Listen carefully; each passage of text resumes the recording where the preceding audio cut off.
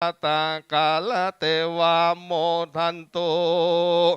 ปุญญังวรัสเสทังสัตตมาตุมเหหิอนุโมทมานาโหนโต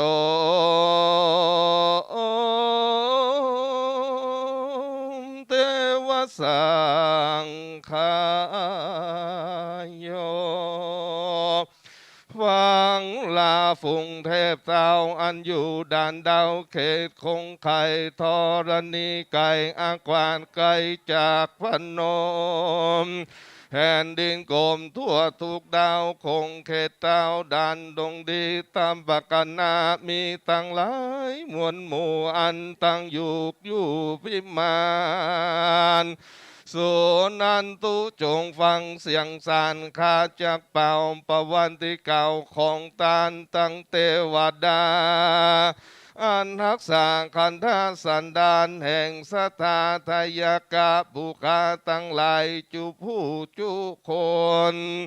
อันรักษาเคหะผู้ยาวเรือนอันรักษาแม่น้ำและฝ่ายเมืองฟุงอาลักษ์และเจนเมืองคงเขตห้องผ้าแผ่นตองทั่วนาทีทุกเดือนทำสลาสาลีตั้งเส้นยาและวันลีตั้งขีลิงพัมพันเตอันสุเลอยู่เตปาอันรักษายังวัดตาศาสนาเสียงจุติอันรักษาวันที่นี้เป็นประธานตั้งกุมเทวดาจื่นเจียงคานใสสะอาดพัมปตาลูกอาจารย์ใสศีล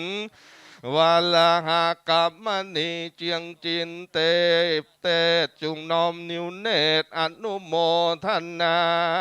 ตาน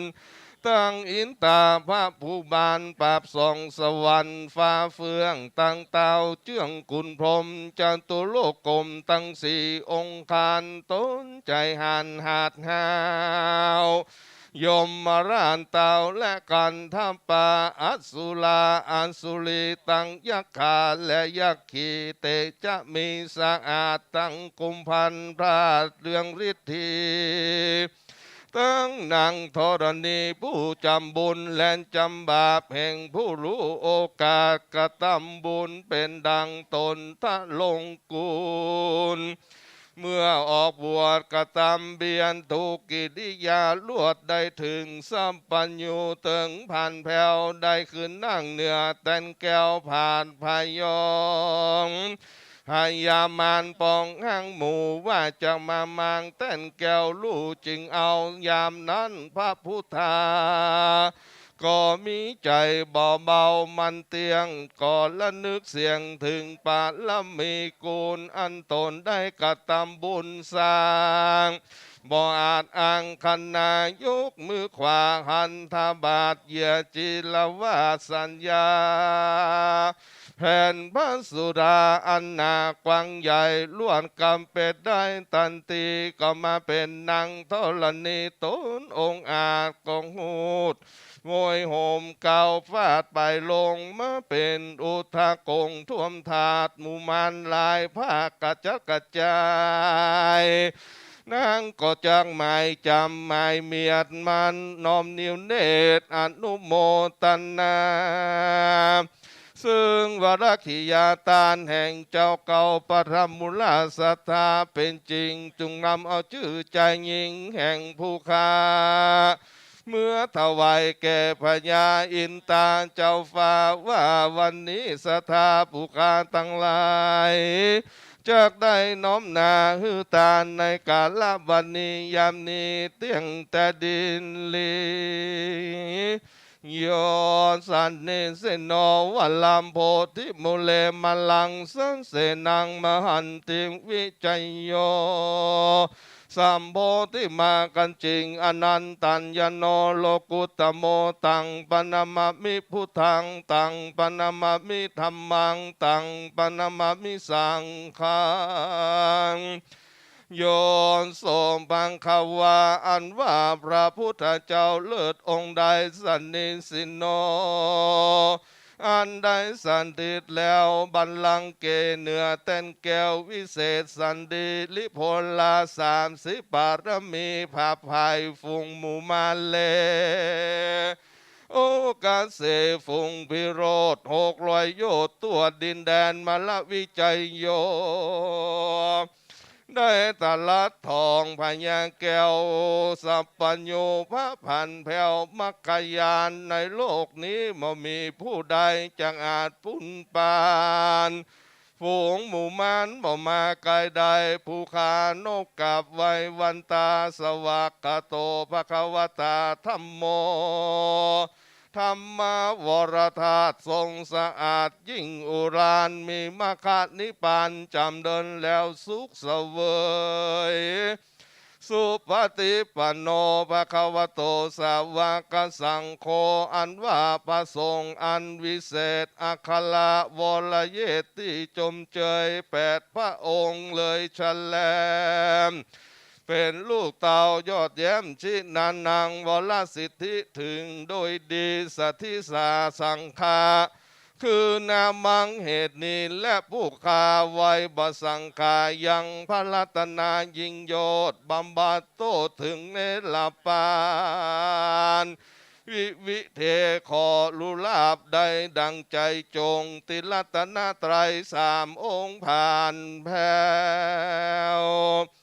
ยิ่งกะแก้วมนุษย์โลกเมืองคนเต็มว่าแก้วแก้มฝนแสนหาก็ยังมาเต้าแก้วแป่งกล้า3 ดวงแก้วตั้งหลายตั้งปวงเอามาแป่งแหวนคำกวงขอดแหงก็ยังรู้มั้งแตกแห่งในเนตกันติใส่มุงมาดยังบ่สู่สะอาดเต้าใดนาแก้วนินประพาจมจืนข้าไหลมื่นสีใสวิตุนเตรียมใจบ่ว่าแก้วลอดฟ้าแสงดีแก้วมณีจมโจกคนในโลกแสวงหาแก้ววชิรประภาก้าคำหมื่นตือเขาซ้อซื้อประดับตนเป็นแก้วมงคลเอก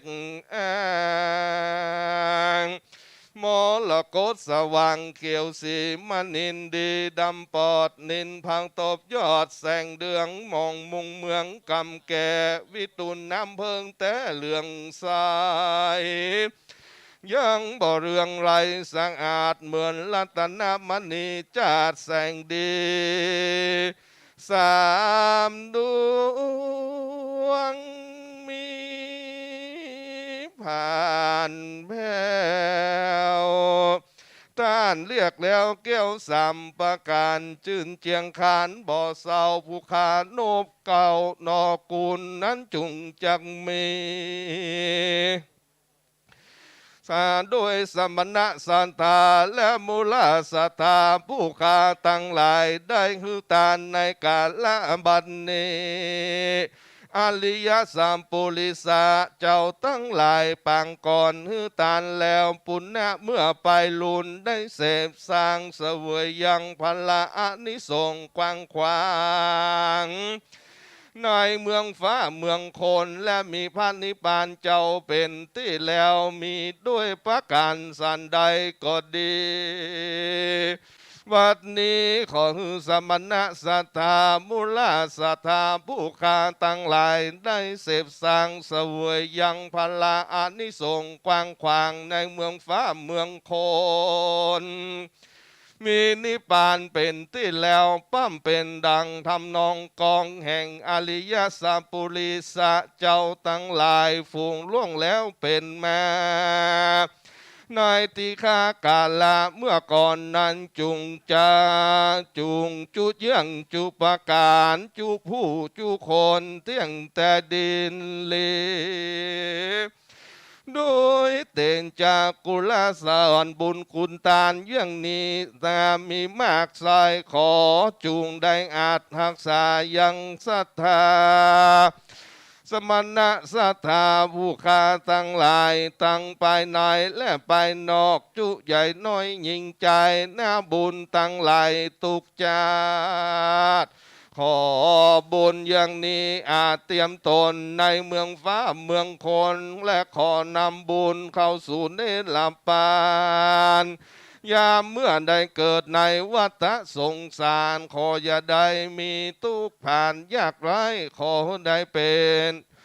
ขออย่าได้อับจนอย่าได้เกิน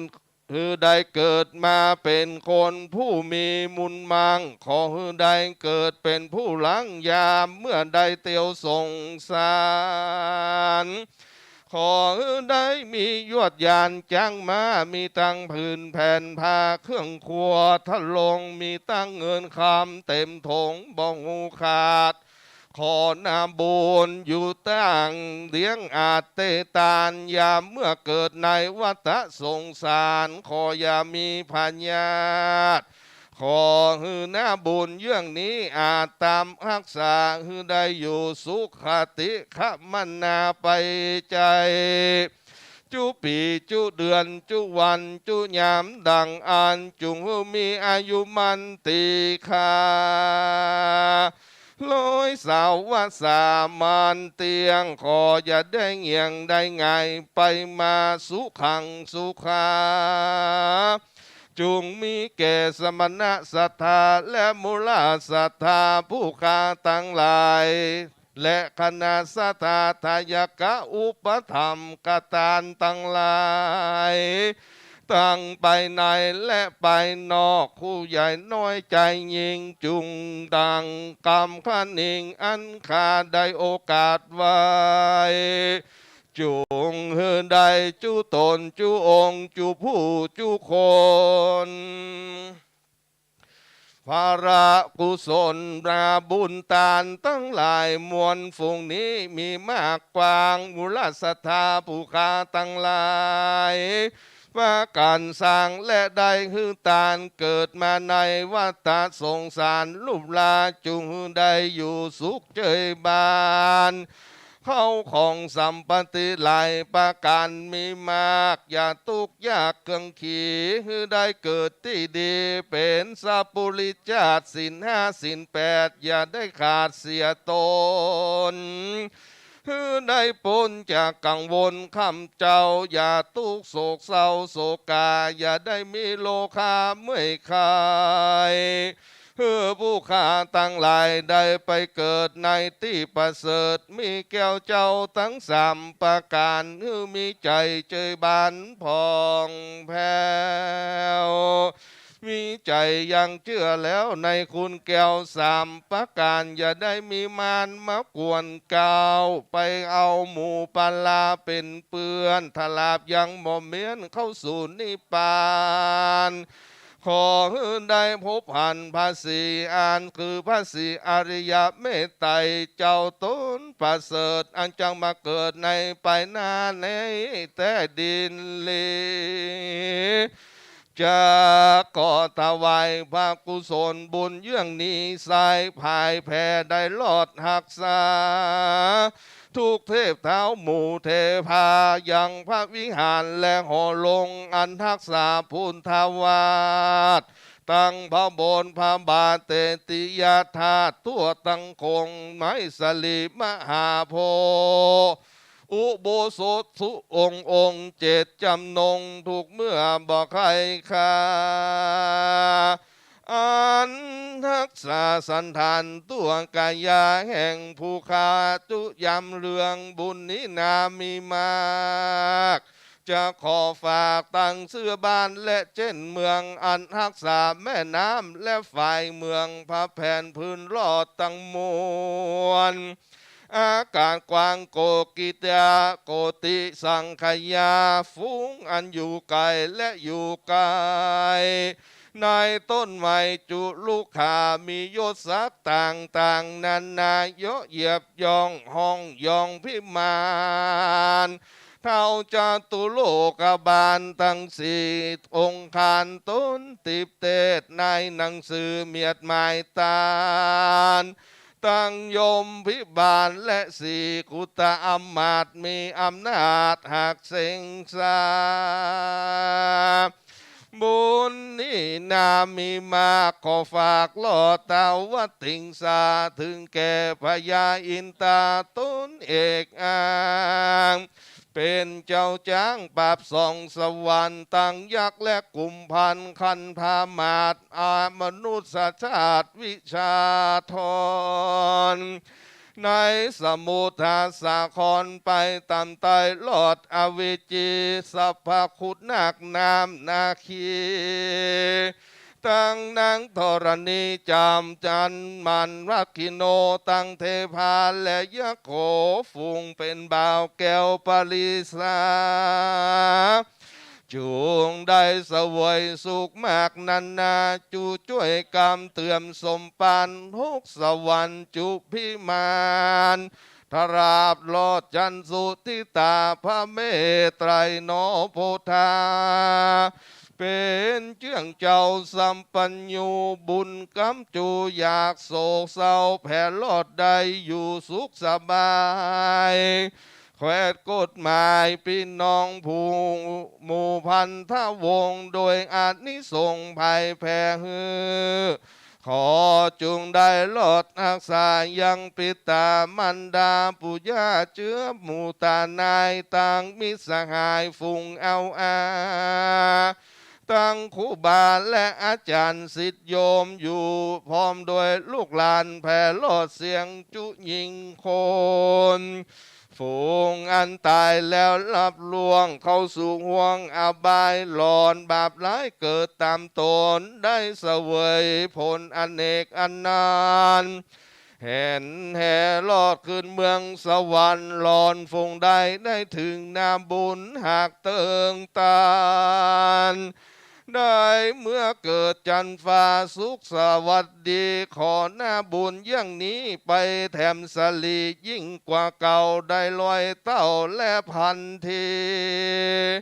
พระกุศลมากมนมีภายแผ่ฮือแก่เดือนดาวมีพิมานตั้งกังหาวอากาศกว้างที่จะตูมเลิกสาวเจตทั่วทั้งชมนิดนั่งพร้อมคู่ราศีมีลวิจันโทพุ่มโพพุทธิโวพัสสุขโสลีลาหูป่าปะเคาะมีตัวตังเกตจตุรงค์ลักวิเศษมีแผ่พวนถวายส่วนบุญนี้ลอดยานไปตั้งมวลกับหลีกแล้วจุงใจยาสมมาเคาะจันจับโจกหลอนได้โจกจุงนำมาจุงฮือมีลาบลาภาอันยิ่งโยธสาปาโทษอย่าได้มาล้อมยืนนั่งและนอนจุงเป็นสุขปนจากทุกหมู่โลคาบุญนี้นามีมากสายภายแผ่ให้หมู่สัทธาอุบาสกอุบาสิกาทุกใหญ่น้อยจุยิงคนขอสำฤทธิ์ผลดังใจตนเร็วรีบได้นิพพานพันนั้นจุงจักมีเตียงแต่ดินลีพุทโธคาลโวธัมโมคาลโวสังโฆคาลโวนะโมวิสุทธังติภาเวกนาทังสวากขาตังวิมาลังทักขินาหัตถังสปังโตสังขมันตุโนกล่าวคำถวายภัตตาหารพร้อมทายทานเนอศรัทธาทั้งหลายนะโมสามจบพร้อมกันนะครับนะโมตัสสะภะคะวันโตอะระหะโตสัมมาสัมพุทธัสสะนะโมตัสสะภะคะวันโตอะระหะโตสัมมาสัมพุทธัสสะนะโมตัสสะภะคะวันโตอะระหะโตสัมมาสัมพุทธัสสะ อิมานิมะยังพันเต อิมานิมะยังพันเต พัตตานิ ปัตตานิ สัปริวารานิ สัพพะลิวาลานิ ภิกขุสังคัสสะ ภิกขุสังคัสสะ โอโนชยามะ โอโนชยามะ สาธุโนพันเต สาธุโนพันเต ภิกขุสังโฆ ภิกขุสังโฆ อิมานิ อิมานิ พัตตานิ พัตตานิ สัปริวารานิ สัพพะลิวาลานิ ปฏิคันหาตุ ปฏิคันหาตุ อัมหากัง อัมหากัง ทีฆาลตัง ทีฆลตั อิ ง ตายะ อิตายะ สุขายะ สุขายะ ข้าแด่พระสงฆ์ผู้เจริญ ข้าแต่พระสงฆ์ผู้เจริญ ข้าพระเจ้าทั้งหลาย ข้าพระเจ้าทั้งหลา ข ย อน้อมถวาย ขอน้อมถวาย ซึ่งภัตตาหาร ซึ่งภัตตาหา กับ ร ทั้งของบริวาร กับทั้งของบริวาร ทั้งหลายเหล่านี้ ทั้งหลายเหล่านี้ แก่พระภิกษุสงฆ์ แก่พระภิกษุสงฆ์ ขอพระภิกษุสงฆ์ ขอพระภิกษุสงฆ์ จงรับ จงรับ ซึ่งภัตตาหาร ซึ่งภัตตาหา กั ร บทั้งของบริวาร กับทั้งของบริวาร ทั้งหลายเหล่านี้ ทั้งหลายเหล่านี้ ของข้าพเจ้าทั้งหลาย ของข้าพระเจ้าทั้งหลาย เพื่อประโยชน์ เพื่อประโย เพื่อ ชน์ ความสุข เพื่อความสุ เพื่อ ข ความเจริญ เพื่อความเจริ แก่ ญ ข้าพเจ้าทั้งหลาย แก่ข้าพระเจ้าทั้งหลาย ตลอดสิ้นกาลนานเธอญ ตลอดสิ้นกาลนานเทิน สาธุ ขอนิมนต์ท่านพระครู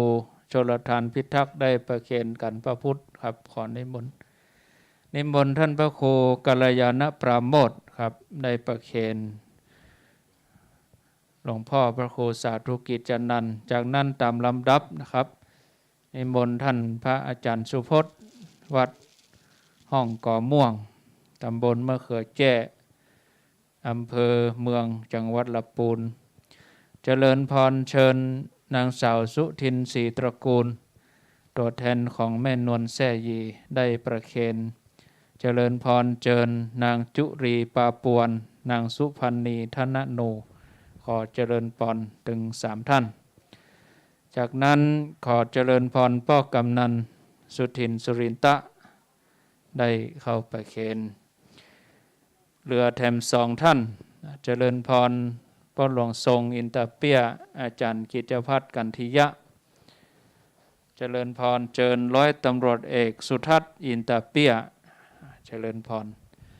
แถมท่านสุดท้ายมอบมกนายกก็ขอเจริญพรคุณธนดลเกาสยนนท์ที่เหลือศรัทธาบ้านเฮาช่วยกันยกต้นเข้ามาเลยยกต้นเข้ามานิมนต์ท่านพระครูกัลยาณปราโมทย์กับท่านอาจารย์สุพจน์ท่านพระครูเอาเก้าอี้มาอยู่ตรงกลางนี้ถึง2 ตนแล้วก็ช่วยกันซื้อดินตีดินเฮือเสียงแล้วหมดถึง2 ตนนี้ ช่วยกันถึงหมู่เนอะนิมนต์ท่านอาจารย์สุพจน์ศรัทธาเขามาฮับต่อเกณฑ์แล้วก็เอาไว้หลังพระเจ้าฮับต่อศรัทธากรรมการบ้านเฮาฮับต่อฮับช่วงเพราะกำนันเอาต้นมาเกณฑ์เอาเกณฑ์ฟังมาเตื้อเครื่องบินเพิ่นจะโปรยทานกระเดียวเพิ่นเอาอันมะนาวขึ้นบนพุ่นมันมาวนนี่เดี๋ยวเจ้าละกรรมเพิ่มมาเตื้อมันผิดคิวไปนะเพิ่มมาเตื้อกับมาอยู่ใจเย็นๆก็เดี๋ยวบะนาวไปโปรยบนเอาตั้งหลังด้วยหลังพระเจ้ามันบังต้นหมูเกณฑ์นี่ของลูกหลานพ่อหลวงทรงแถม20,000 บาท 26,000ก่อนเนาะไปเคนไปที่เปิ้นโอนเข้าบัญชีธนาคารแห่ง20,000 ปลายเจ้านี้เนาะเข้าประเคน ไปเข็นเรียบร้อยฮับปอนเรียบร้อยเฮาถึงจะไปปลูกต้นไม้แล้วก็นิมนต์ครูบาอาจารย์ได้ฉันภัตตาหารเพลอันนี้จังฟ้อนเพิ่นก็จะทำบุญตัวยมาหอมฟ้อนหอมแล้วก็ตานตัวยไปเข็นเรียบร้อยก็จะได้ฟังสัมโมทนียกถาจากหลวงพ่อพระครูสาธุกิจจนันท์ประธานสงฆ์เสร็จเรียบร้อยก็เกียมที่จะปลูกต้นไม้ไผ่ที่จะจิผู้ก็เกียมไว้ถ้าเปิ้นปลูกต้นไม้ก็ก้อยจุดชยันโตต่อไปศรัทธาเอานั่งประจำที่เดิมเด้อฟังสัมโมทนียกถาและหลวงพ่อจะได้ตั้งยะถาฮือปอนต่อไปขอนิมนต์ครับขอถวายความนับถือพระสงฆ์เทรานุเทระพระภิกษุสามเณรทุกตนทุกองค์ขอเจริญพรคณะสัทธาญาติโยมทั้งหลายที่ได้มาริเริ่มสร้างวัดใหม่เหล่ามณฑาแห่งนี้เพื่อเป็นที่กราบไหว้สักการะบูชาแก่คนและเทวดาทั้งหลายวันนี้เป็นวันปฐมฤกษ์ที่เฮาได้ประกอบพิธีเป็นสิริมงคลกับสถานที่แห่งนี้คณะสงฆ์ได้เจริญพุทธมนต์ธรรมจักรกับปวัตนสูตรธรรมจักรกับปวัตนสูตรสูตรนี้เป็นสูตรที่สำคัญต่อพระพุทธศาสนาพระพุทธเจ้าเฮาได้เทศนาจะวคีเป็นกันแรกของพุทธศาสนาที่ได้เทศนาธรรมจักรกับปวัตนสูตรทำให้พุทธศาสนาแพร่ไปทั่วโลกเพราะฉะนั้นศรัทธาญาติโยมทั้งหลายเอาเริ่มต้นที่ดีเอาจะเดินทางก่อนจะเจริญรุ่งเรืองไปทางหน้าเพราะฉะนั้นศรัทธาญาติโยมทั้งหลายความสมัครสมานสามัคคีเป็นน้ำหนึ่งใจเดียวของคณะศรัทธาญาติโยมทั้งหลายเอาช่วยกันคิดเอาช่วยกันทำแล้วก็จะทำให้เกิดประโยชน์ถ้าหากว่าเราไปลู่กันจี้ไปแย่งกันทำก็จะทำให้มันขัดแย้งกันคนเราอยู่กันหลายเราจะต้องแลกเปลี่ยนเรียนรู้กันเอาจุดที่ลงตัวมาดำเนินการต่อจะไปลวกคนเดียวแบ่งกันลวกพ้องเพราะฉะนั้นศรัทธาญาติโยมทั้งหลายมาถึงใครกันได้บางทีนี่เอาคนเดียวว่าพิษโกบขี้ข้างสีถูกก็เอาขี้ข้างก็สีย้วนก็ทำให้วงแตกเพราะฉะนั้นศรัทธาญาติโยมทั้งหลายเราต้องแบ่งใจหากันเพื่อว่าเราจะสร้างสุดสำคัญเพราะฉะนั้นเราขอฝากคือบรรดาคณะศรัทธาญาติโยมทั้งหลายพระสงฆ์องค์สังฆเจ้าที่เราจะได้เข้ามาปฏิสัทมาอยู่กับสถานที่วัดแห่งนี้เป็นจุดเริ่มต้นนั้นเราก็ต้องคัดสรรพระสงฆ์องค์เจ้าที่พอที่จะเป็นผู้นำกับศรัทธาญาติโยมทั้งหลายได้ถ้าแหกบัดจับก็บ่ใครอัลละเหมือนกันเนื้อศรัทธาเพราะฉะนั้นศรัทธาญาติโยมทั้งหลายต้องพิจารณาถ้าเวลาว่าอย่างใดเหตุก็ดีนั้นเราก็จะต้องเอาพระสงฆ์ได้พิจารณาก่อนเพราะอย่างใดถ้าว่าเราไปนิมนต์ทุกเจ้าโดยศรัทธาไปฝ่ายเดียวพระสงฆ์บ่ฮู้ยี่ห้อของทุกเจ้าก็ทำให้เอามาแล้วก็จะทำให้มีปัญหาถ้าหากว่าเบิ่งใจทุกเจ้าตัวนั้นถามทางพระสงฆ์องค์สังฆเจ้าก่อนว่าสมควรเอามากาถ้าเอามาแล้วมันจะเป็นผู้นำได้กาอันนี้ขอฝากคือบรรดาคณะศรัทธาบ้านเหล่าเป้าได้พิจารณาโดยกันเพราะฉะนั้นศรัทธาญาติโยมทั้งหลายขอฝากวัดใหม่แห่งนี้เป็นสถานที่สำคัญทางพุทธศาสนาแห่งจุดหนึ่งเพื่อว่าเราจะได้เอาพระรัตนตรัยเอาพระพุทธพระธรรมพระสงฆ์มาไว้ในสถานที่กลางบ้านเราเป้านี้จะนำความร่มเย็นเป็นสุขมาสู่หมู่บ้านเรามาสู่สังคมในท้องถิ่นเรานั้นก็ขอให้ท่านทั้งหลายได้ช่วยกันคิดและช่วยกันทำช่วยกันพิจารณาเพราะสำหรับวันนี้ก็คิดว่าพอสมควรแก่เวลาเพราะว่าทางคณะสงฆ์ก็จะได้ไปงานหนึ่ง คือว่าวันนี้ทางหุ่นเหนือเปิ้นมามอบพัดมหาปรริญญาที่วัดพระธาตุเจ้าศรีจำตองตอนบ่ายนี้จะผู้รักษาการเจ้าคณะใหญ่หุ่นเหนือจะได้มามอบพัดคือแก่พระภิกษุสามเณรที่สอบปรริญญาธรรมเข้าประโยคได้ที่อันในสนามหลวงแล้วจะมาฮับที่วัดพระธาตุศรีจำตองวันนี้ก็จะได้ไปร่วมงานคณะสงฆ์อยู่สำหรับวันนี้ขอบุญกุศลอันเกิดจากท่านทั้งหลายที่ได้มาน้อมนำอย่างจตุปัจจัยไตรยทานมาซื้อสถานที่ดินแห่งนี้มาสร้างวัดสร้างวาตลอดจนถึงน้อมปัจจัยมาไตรยทานทุกสิ่งทุกอย่างมาถวายสถานที่แห่งนี้นั้นก็ขอให้เป็นบุญเป็นกุศลปกห่มรักษาอย่างตนตัวของคณะศรัทธาพร้อมโดยครอบครัวญาติมิตรบริวารท่านทั้งหลายอยู่ดีมีสุขผู้ที่จำเริญงอกงามไพบูรณ์ในกิจการงานหน้าที่การงานธุรกิจการงานทุกสิ่งทุกอย่างที่ท่านทั้งหลายทำบัดนี้เป็นต้นไปหน้าเพื่อได้ประสบความสำเร็จร่ำรวยเป็นเศรษฐีมหาเศรษฐีอภิมหาเศรษฐีไปหน้าเจริญไปด้วยอายุวันนะสุขภาละปฏิภาณธนสารสมบัติพิพัฒน์มงคลสมบูรณ์ผลได้ราบยศสรรเสริญสุขจงตั้งมั่นอยู่ในสัจธรรมนำตนให้พ้นทุกข์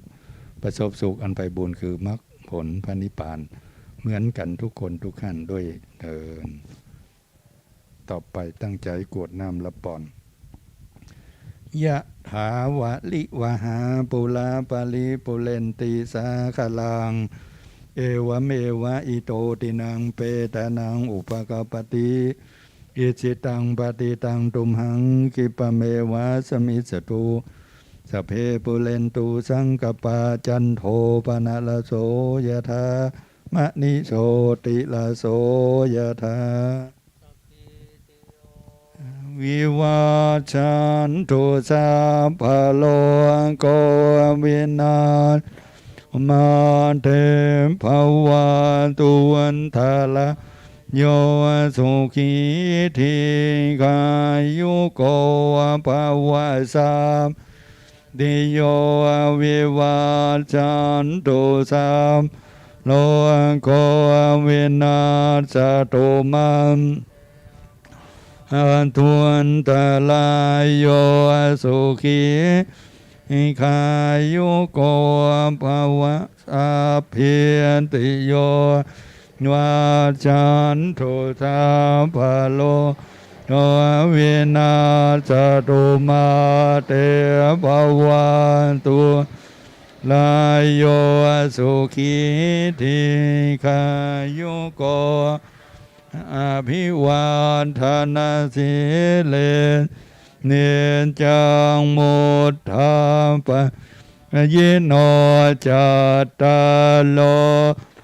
มาวัฏฐานติอายุวันโนสุขังภาลารัตนาตยานุภายานารัตนาตยาเตสัสสะทุงโลกพยาเวลากาสันตุจุปัฏฐวะเนอันตรายาปิวินาศอันตุอาเสสะโตชยสิทธิธนังปังโสทีภะขยังสุขังพลังอิอายุจะวันโนจะโพโวเทียนจะยาสวันสัตวัมอายุจะชีวสิทธิภวันตุเตภวะตุสัพพมังอังลังคันตุสัพพเทตาสัพพพุทธานุภาเอนะสัทธาโสธีภวันตุเตตุสัพพมังคารังคันตุปะเทวตาสัพพธรรมาเวนะสันทาโสธีภวัน เอภวะตุสัพพมังลังคันตุสาเทวตาสัพพสังฆานุอาเวนะสันทาโสทิภาวันตุเต สาธุสาธุสาธุ อิตังทานากัมมังนิพพานาปัจจยโยโหนตุโนนิจัง อิตังศีลากัมมังนิพพานาปัจจยโยโนนิจังอิตังภาวันนากัมมังนิพพานาปัจจยโยโหนตุโนนิจังยังกินเจกุนสาลังพังกัมมังสัพเพหิกาเตหิกาตังปุญญังโนอนุโมทันโตสุนันโตบนโตเยเตวามิงทานเนอันติการตานติการยุการสันทาหุนตุสัพพะสัตตานังสุขีอันตานังอาลันตุมาตาปิตาสุกิตาหุนตัวทุกขปะมุนจันตุสัพเพยติกาสุกิตาทุกขปะมุนจันตุสัมเพอัญญาติกาสุกิตาหุนตัวทุกขสัมเบปิสานสัมเบยักขาสัมเบเปตาสุกิตาหุนตัวทุกขปะมุนจันตุสัพเพนักขัตตาสุกิตาหุนตัวปะมุนจันตุสัพเพเทวาสุกิตาหุนตัวทุกขปะมุนจันตุสัพเพอัญจาลิโยปัจจยาหุนตัวทุกขปะมุนจันตุสัพพะสัมปัตตินังสามิสันตุโววันตามิพุทธังสัพพังเมโตสัง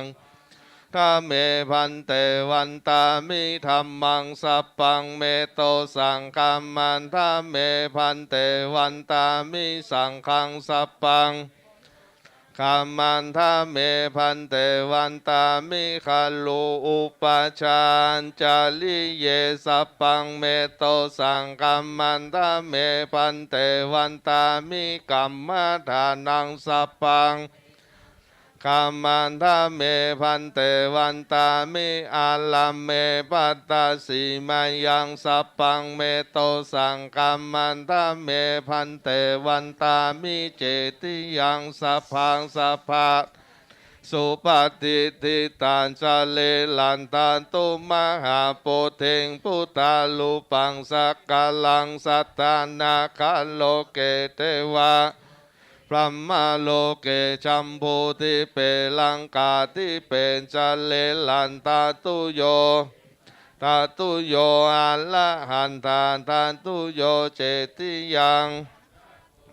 จันตุลานสินติสหันเสธรรมขันเทสะเพตังปาตาเตติยังอาหังวันทา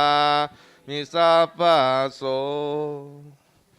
วันตาน้อยหลวงพ่อรองเจ้าคณะอำเภอนะครับวันตามิพันเตสัพพังอาปาลาทังกัมมันตาเมพันเตกาตังปุญญังสามินานุโมทิตาพังสามินากาตังปุญญังไมหังตาตาพังสาธุสาธุอนุโมทา จตารโลธรร มิ มาวทันติอายุวันโนสุขังพลัง สาธุสาธุสาธุ เจ้าหน้าที่เกียมสัพพทนเนอะญาติโยมนั่งประจำที่ก่อนเนอะจะได้นิมนต์พระสงฆ์ไปปลูกต้นไม้ศรัทธาเกียมเขาบกไว้เกียมพั่วไว้เดี๋ยวครูบาอาจารย์จะไปเกลี่ยดินถมต้นมณฑาถึง2 ต้นน้ำหยาดเดี๋ยวเอาไปฮดที่ต้นมณฑาหั่นเลยนะไม่ต้องเอาถอกไปที่ไหนเดี๋ยวเอาไปฮดที่ต้นมณฑาเนอะเอาน้ำหยาดเอาไปกรวดลงที่นั่นเตรียมสัพพทนเนอะ ก็นิมนต์พระสงฆ์นิมนต์หลวงพ่อพระครูสาธุกิจจนันท์ไปประพรมน้ำพุทธมนต์ก่อนนะครับที่ต้นไม้เป็นต้นมณฑาทั้งสองต้นพระสงฆ์ก็จะได้เจริญชัยมงคลคาถาประจำกองเนอประจำกองประจำละกังใครจะตีกองตีละกังใครจะจิผู้ก็เกียมไว้เนอผู้เนอเกียมไว้จิผู้เตรียมไว้กำเดียวได้ยินกองสะบัดใจตีก็จิผู้เลยตังอาหารเพนก็เกียมไว้ลายเมืองไปตังวันตกต่างที่ฉันเพนกำเดียวถ้าพระสงฆ์ออกจากศาลาหมดแล้วก็ศรัทธาก็สามารถมากินข้าวในนี้ได้เนอะตักข้าวตักหยังมานั่งกินในนี้ได้ไผ่มีดอกดาวเรืองเอาใส่สลุงก็เอาไปให้หลวงพ่อเปิ้นได้เกียมที่จะเอาโปรยลงที่ต้นมณฑาเอาขาวบกเอาพั่ว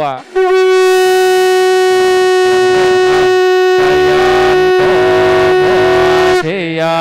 มน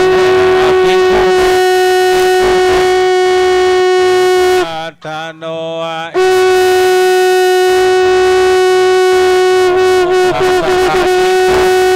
จิจยมังคาเนอปลาจิตาปันเก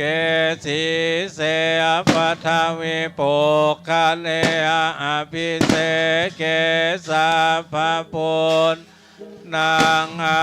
คาปัตโตปโมทัติสุนาขาตังสุมังสุปภาตังสุโหติตังสุขาโนสุโมโหจะสุเยทางพามจา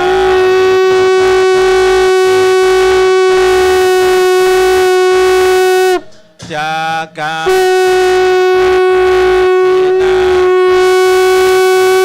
งมโนกา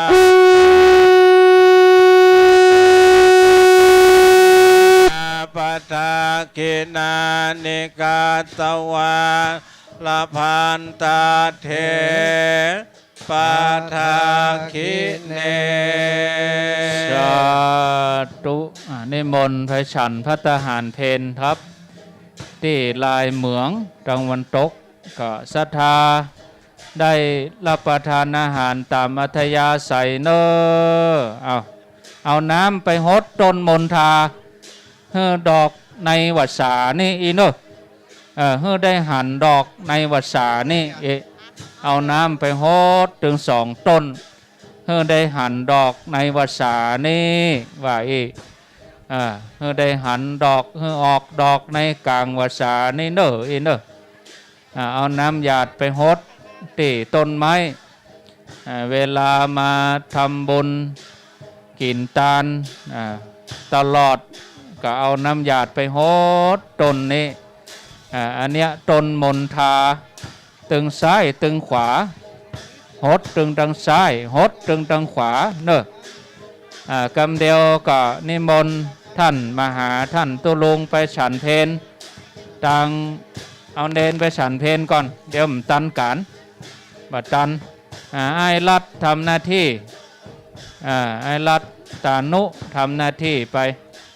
ก็เดี๋ยวเสียงมันจะเงียบตัดเสียงไปทางกล่องโฆษณาศรัทธาญาติโยมนะประกาศชื่อเสียงแรงนามวันนี้ไปฉันเข้ามาแล้วเนาะเตรียมไว้ตอนนี้ศรัทธาญาติโยมที่ให้หอมมา1 สลุงมาได้ประกาศกำเตียขออนุญาตประกาศเร็วๆเนอะมูลศรัทธาแม่อรุณใจแก้วแดง100 บาทแม่แปงแก้วพะเยา100 บาทแม่บัวบานตาเต็มดวง100 บาทนายอนันต์นางบัวเขียวสุติวงศ์100 บาทนางบัวพัดบุญเติง40นางพนิดากวนคำ100นางกอบแก้วณธรรม100นางสมศรีชิมรส100นางสาวกมลชนกโยธิน100นางคำสุกโยธิน100เป็น940 บาทมูลศรัทธาแม่มาริวันพิเคราะห์งานจากเมืองฝาง จากแม่อายเนาะ200 บาทเนอะโอนเข้าบัญชีเรียบร้อยแล้วมูลศรัทธานายณรงค์นงนุชกุยแก้วบ้านสิริมังคลาจารย์ถวายไว้ไปนา100 บาทมูลศรัทธาร้อยตำรวจเอกร้อยตำรวจตรีสัจกรพรหมมากันเนาะพร้อมครอบครัวอาภากันไกนะบ้านนาต่าง 3,500 บาทสาธุเปิดเพลงพรคือกรรมเนอะน้องคนที่เปิดเพลงพรรายการพรตะกี้เนอะ สัพพิติโยวิวัตชันตุ ในการพรตะกี้ สัพพะโลโกวินัสสันตุมาเตภวัตวันตาลโยสุขีทีคายุโกภวะอภิวาทนาสี ก็ลู ริ น สา สีจั นิ นตา จังอุ 100 ทา บาท ปจายิโนจัตตาโลธรรมาวาทันติอายุวันโน ก็ลูน สุ สี ขั จั ง น ปะ ตา ลัง น้องเจ เอา เจ แบ่งไป น้องเจเจ ที่เพ เปิ น ดเปิ ที่ ด เหลือก็เอาเลี้ยง เจเจอยู่ไหน เลี้ ลูก ศรัทธ กินข้าวหรือยัง ครัวบวงสรวงนั่นถ้าปลด เจ ต่อไป มาเปิดเพลงเฮ้แม่ครูเปิดที่จะฟ้อนกันนะก้อนอันบัดไดฟ้อนเด้อเจเจโอ้บลังหนีไปกินข้าวด้วยบัดนี้กะเจเจเอากับข้าวมาเฮ้เจเจกวะหนึ่งเฮ้เจเจมานี่นะแม่ครูรอกำน้องเจเจเนอะทีมงานของวัดฝ่ายหินช่วยพอกำเหรอพี่ไอ้ช่วยพอที่จะเปิดเพลงให้กำได้เจ้าแม่ครู เจ้าขอบพระคุณเจ้า กลุ่มข้าเจ้านะเจ้าเป็นกลุ่มที่ชื่อว่ากลุ่มฮักฟ้อนมาจากเชียงใหม่กับละปูนนะเจ้าการฟ้อนครั้งนี้จะเป็นการฟ้อนชื่อชุดว่าระมิงจายะนะเจ้าเป็นการน้อมนำดอกไม้ในพื้นดินถิ่นล้านนาของเฮาที่มีอยู่ที่เฮาฮ้องว่าดอกระมิงนะเจ้ามาฟ้อนด้วยท่วงท่าของการฟ้อนแบบล้านนาเฮานะเจ้าในท่วงท่าที่มีชื่อว่าตั้งจิตเก็บมาลานำมายอขันแป่งใจเตี้ยงมั่นซุมหมู่ปูจาจายะอวยชัยด้วยใจเบิกบานคารวะกราบการขอน้อมบวงสรวงการสร้างวัดนี้ด้วยใจศรัทธาขอบพระคุณนักเจ้าจากกลุ่มฮักฟ้อนเจ้าขอเพลงเริ่มใหม่กับกรรมนะเจ้า เพลงนี้ละเนอะแต่ว่ากอกับกำตัวลงรอกำเนอะเอาจังพร้อมแล้วเอาเลยศรัทธาไผ่ยาบันทึกเทปมาเนอะตังเพขออนุญาตอีป้อจะอนุโมทนากรรมเนอะรอกำมูลศรัทธานายพิสิทธิ์นายนัทธพิสิทธิ์นางวาสนาหมื่นอภัยเนาะบ้านโคกเสือนะบ้านโคกเสือ100 บาทนางสาวรัตดาวงศาบ้านห้วยห้างเนาะถวายซื้อที่ดิน100 บาทนางรัตดาวงศานางสาวจันจิราขวัญขวายสกุลเด็กหญิงวิชยาพรขวัญขวายสกุลอุทิศไปหานายอดิเรกใจวันนะบ้านห้วยทั้งเต้าฮือบะฮุเด้อคุณจำเนียนกันทาทอง1,000 บาทอนุโมทนาบุญแม่อุไรวิริยะบ้านเหล่าเปา100 บาทคุณทิติรัตน์ปัญญามั่งกะก็ปัญญาอย่างนะปัญญามั่งอำเภอหางดงเนาะเจ้าใดบอกว่าจะใดป้อใส่อิ่งแม่สาครพลละกลางบ้านห้วยลายบ้านห้องลำปูนมูลศรัทธานายละซักนายสรศักดิ์นายสรศักดิ์ตาเสานายธันวารินตะเสาตานไปหาพ่อสุทิศตะสารมูลศรัทธานางสมจันทร์จรูนวัฒนะถวายที่ดินปากตังเจริญปากตังท่าลี่100 บาทเอาไปพูดอีกไหมนางบุญยิ่งแสวงทรัพย์นางสาวชลิตาแสวงทรัพย์ปากทางภาษีกันท่าลี่100 บาทคุณสนองฟุ้งสนองฟุ้งพร้อมครอบครัวเนาะทานไว้ไปนาน100 บาทนางบัวพัฒน์เตชะกันพร้อมครอบครัวบ้านห้วยบงร่วมบุญซื้อที่ดินคุณการดาใจมูลบ้านใหม่พัฒนาร่วมบุญที่ดินร่วมบุญซื้อที่ดินศรัทธานายน้อยนางสมจิตอาริโอตนักวังทานทอง500 บาท แม่นุพร้อมครอบครัวถวายซื้อที่ดิน500 บาทนายบุญมานางทองใบอาริโอสปากกลางเจริญถวายที่ดิน 2,000 บาทนายธนกฤษวงศ์สายะพร้อมครอบครัวถวายที่ดิน500 บาทพ่อจันแม่เล็กเด็ดเขตตะขันนะสันทุ่งใหม่ดอยสะเก็ดต่อใดบ่ฮู้ร่วมบุญกลุ่มเลี้ยงไอติมโรตัสเชียงใหม่300 บาทคุณขวัญศรี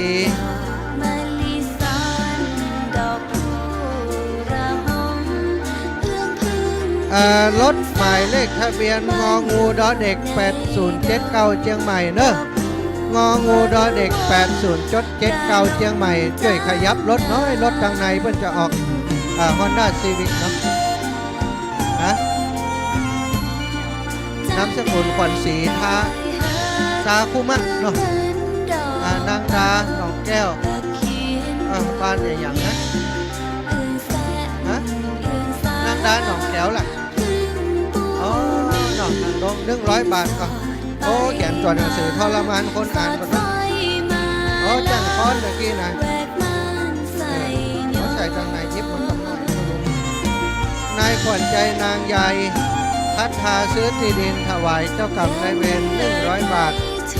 นางสาวชัดภริกาสายทิพย์100 บาทแม่จันฟองใจพรมถวายซื้อที่ดิน100 บาทพ่อเมืองอิน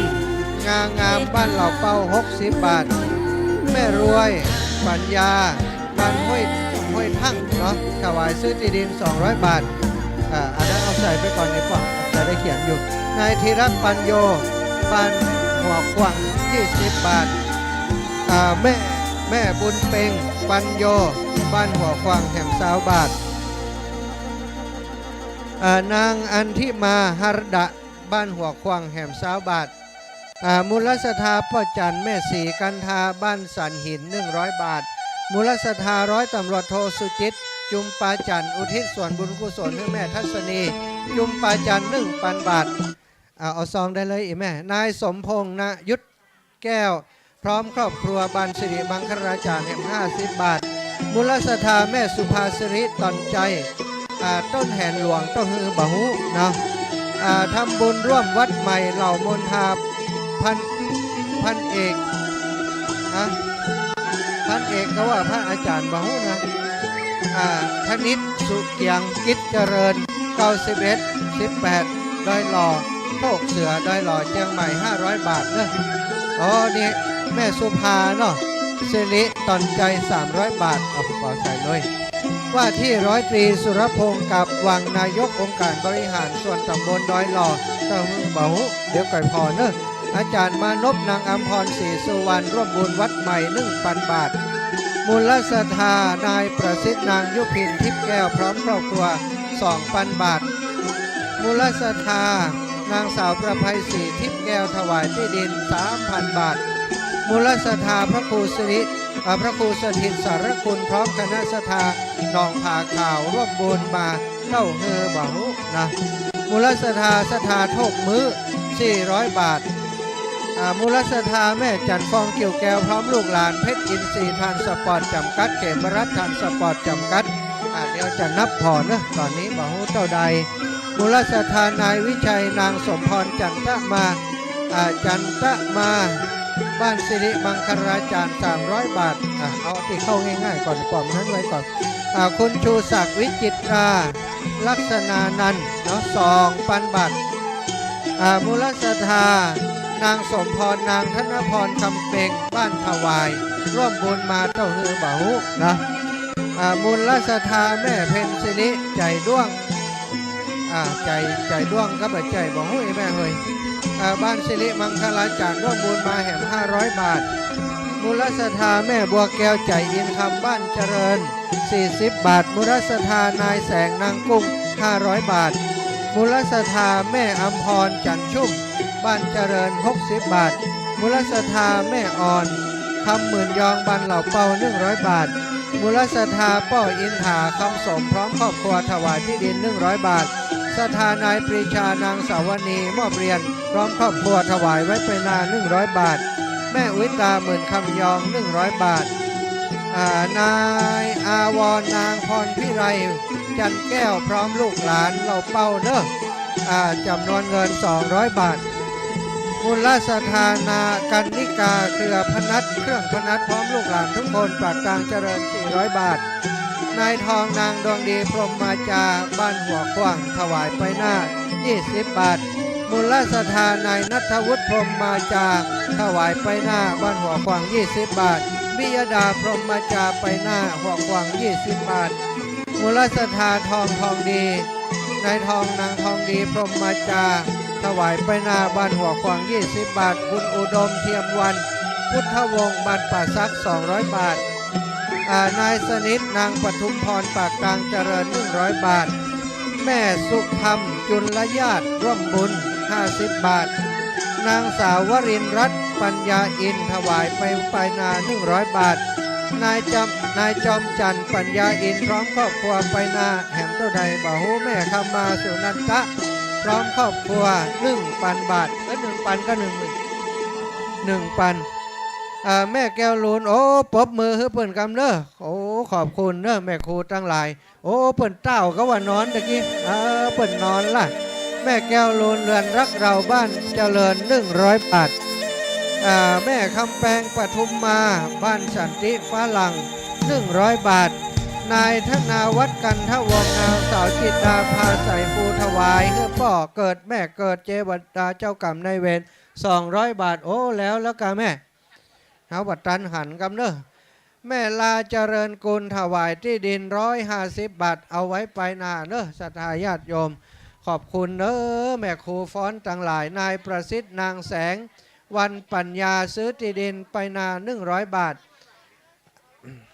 นางแก้วเรือนรักเราแหม50 บาทโอ้วันนี้เปิ่นตั้งอกตั้งใจมาฟ้อนมารำศรัทธาบ่ได้พอเปิ่นดีสกรรมโยมแม่จิรพันธ์โมป้อแม่จากเวียงป่าเป้าอีแม่ฝากเฮาหอม200 บาทเรียบร้อยแล้วเนอะแม่นางสาวสิรินรัตน์กิมสุวรรณร่วมบุญถวายที่ดินแหม200 บาทป้อลูนแม่สีจันป้อลูนสีจันตรา100 บาทนางคำปันโพธาทิพย์เหล่าเป้า100 บาทนางอุราก้อนเงินนางสาววิราวันก้อนเงินนายสราวุธพุ่มนึก100 บาทบ้านสิริมูลศรัทธาป้อน้อยอินกินเรือนผอกำพลอาจารย์จุไรรัตน์โยกาศพร้อมบุตรหลานมะขามหลวงสันปะตองร่วมบุญมาแห่ม300 บาทศรัทธาป้อเวทแม่จันเพ็ญยะสุนทรพร้อมครอบครัว100 บาท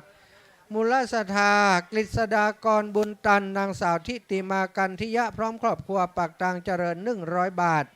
ป้อเปงแม่สีพันเตจ้าสาบ้านเหล่าเปา200 บาทมูลศรัทธาป้อนานทิศพร้อมครอบครัวร่วมบุญซื้อที่ดินแหมเต้าฮือบ่าหูแม่จาสีเปงห้วยทั่งซื้อที่ห้วยทังห้วยเอาคนลำปางมาประกาศพี่น้องเอ้ยมันบอกฮู้ตี้ว่าพิษว่าถูกสุมาอภัยเนอะบ่ได้ไข่หัวใช่นะแม่นัทธาทิพย์ชุมพูค้ามันก็ชุมพูอย่างชุมพูคำก็ว่าค้าชุมพูคำเนาะนายสุรวิทย์ฉายากุลอุทิศไปนาร่วมทำบุญนายทองคำบุญศรีกันท่าวงอุทิศอุ้ยคำอุ้ยมูลกันท่าวงอุ้ยลาวมีไผอุ้ยใจปัญญาเลิศบันเหล่าเปาของเขา100 บาทร่วมทำบุญแม่สมศรีปันตะปากตังเจริญแหม100 บาทถ้าจะร่วมบุญแม่ศรีวันชัยดอนแก้วพร้อมครอบครัวปากตังเจริญ200 บาทโยมแม่จันสวยปันตะปากตังเจริญพร้อมบุตรหลานร่วมบุญสร้างวัดใหม่300 บาทบางบุญยิ่งแสวงทรัพย์ปากทางต้าลี่ที่ดินแหม40 บาทนางสมจันทร์จรุนรัตน์ปากทางต้าลี่40 บาทนางลำคำบานจรุนรัตน์ถวายไว้ไปนาซื้อที่ดิน100 บาทจากต้าลี่นางสมจันทร์จรุนรัตน์ที่ดินแหม40 บาทมูลศรัทธานางแสวงใจอุ่นบ้านห้องคล้ายร่วมบุญมาต่อฮือบ่าหูแม่บุญยิ่งนางสาวชาริตาแสวงทรัพย์ปากทางต้าลี่แหม40 บาทมูลศรัทธาป้อผ่านแม่พรเวียงทองห้วยโจ้แหมเต้าฮือบ่าหูว่าไปเรื่อยๆคุณพระนิดาแก้วสาว ป่าแดดเชียงใหม่แหม100 บาทแม่ตาคำติ๊บมโนบ้านท่าไม้ร่วมบุญ100 บาทมูลศรัทธานายนิรุตอินทนนท์นางสาวจุลารัตน์โยกาศร่วมบ้านเหล่าเป้าร่วมบุญ500 บาทนางมาลีเขียวเจริญถวายซื้อที่ดิน100 บาทร่วมบุญสร้างวัดใหม่เหล่ามนทาพ่อใจแม่ล่านางมณีวัน100 บาทนายเชิดนางจันฉายใจชุ่มพร้อมครอบครัวปากตางต้าลี่ตะฮือบาฮูแม่ยุพินกันทิยะปากตางเจริญ50 บาทมูลสถานางคำบานจรุณรัตน์ปากตางต้าลี่1,000 บาทเจ้า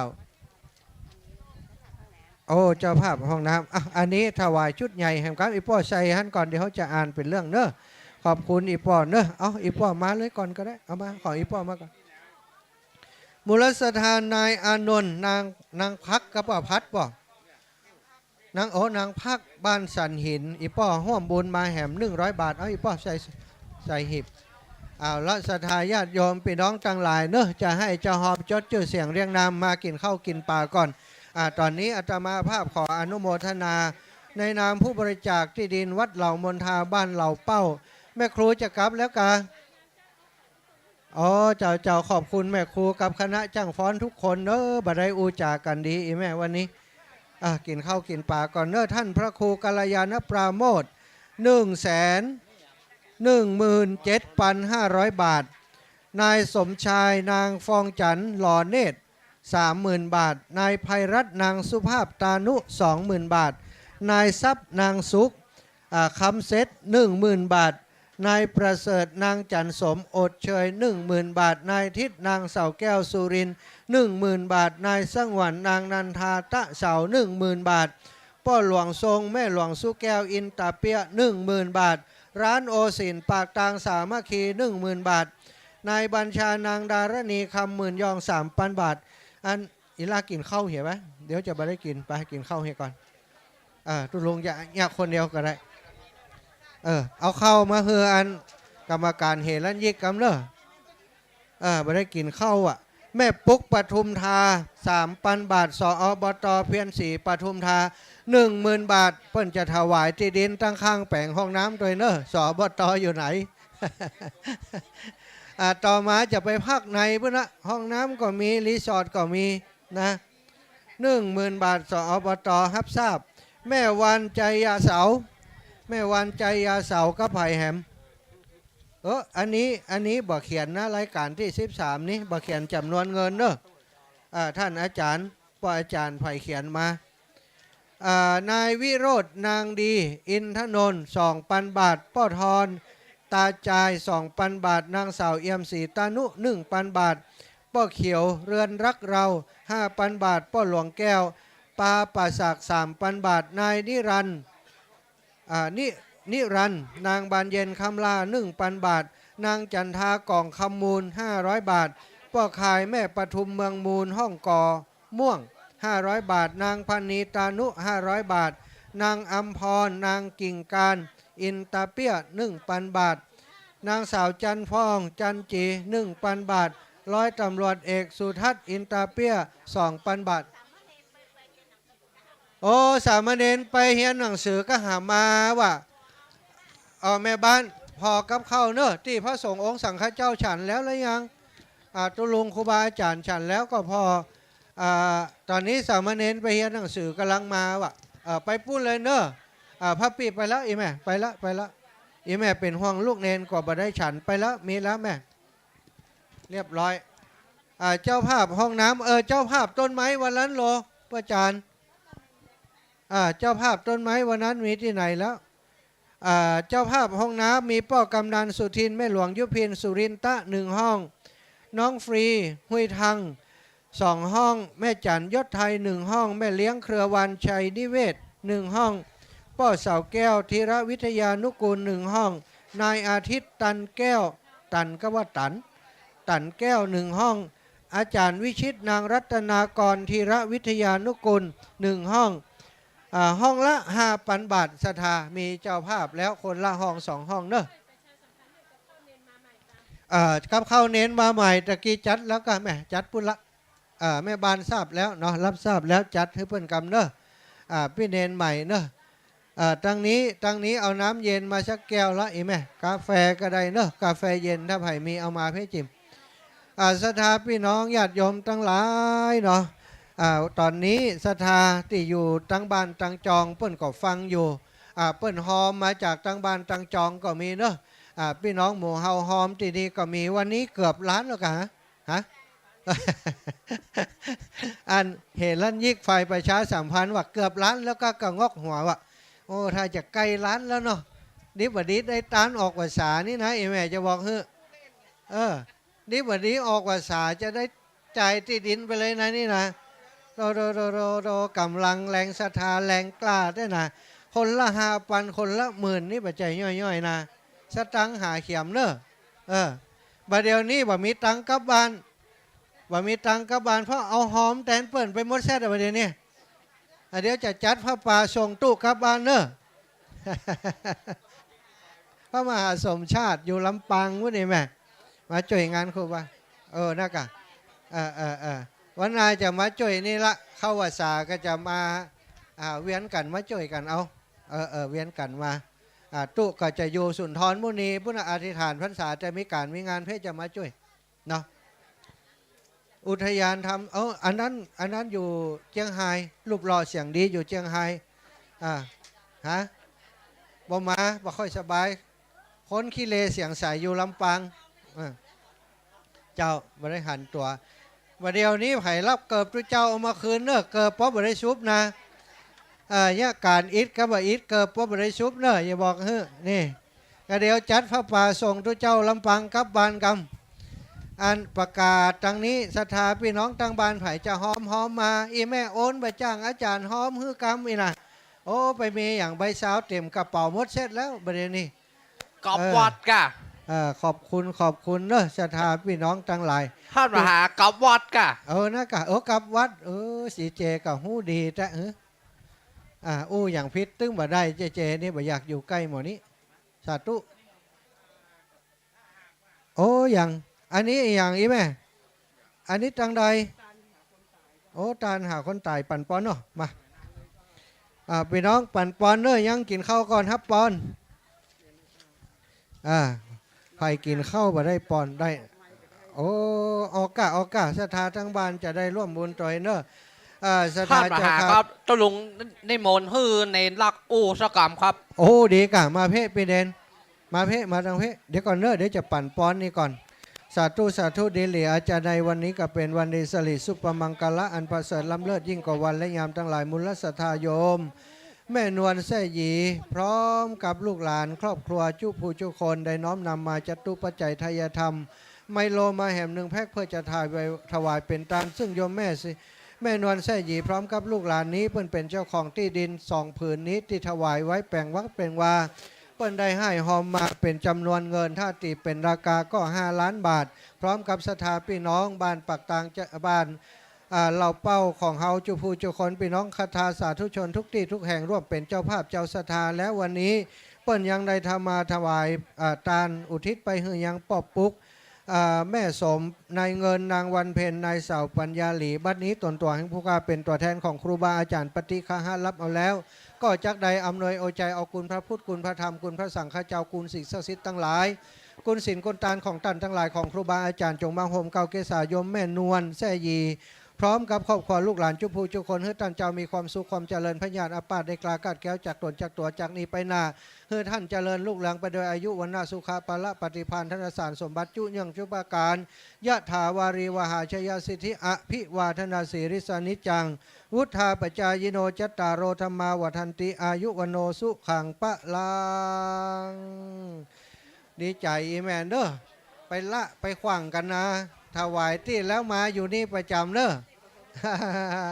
อันนี้แม่สีทนกะท่านมหาครับตลุงฮือในลักอูสกรรมครับเมินเลยบอกกรรมเดียวละขอกลับนิมนต์เนอะท่านสามเณรเอาลักเปิดมานี่แล้วศรัทธาจัดรายการด้วยกันแผ่บุญญาปรมีมหาศรัทธาญาติโยมขอเมตตาได้จ่าปบปะกับศรัทธาญาติโยมฉลองศรัทธาสาธุชนเหตุกรรมเนอะค ครับ ไผจะร่วมทำบุญกับท่านสามเณรพระเอาลักษณ์ของเฮาเนอะไผเอาน้ำมนต์เปิ้นนะมาจ่ายค่าน้ำมนต์เหียเนอะท่านสามเณรเอาลักษณ์เกาะมาหานี่แล้วเนอะไปหากันเจริญพรเรียนเจิญศรัทธาสาธุชน เปิ้นนั่งอยู่ในศาลาเอ้านิมนต์ ครับผมกราบไหว้สาท่านครูบาอาจารย์ พระสงฆ์องค์สังฆเจ้าทุกรูปทุกองค์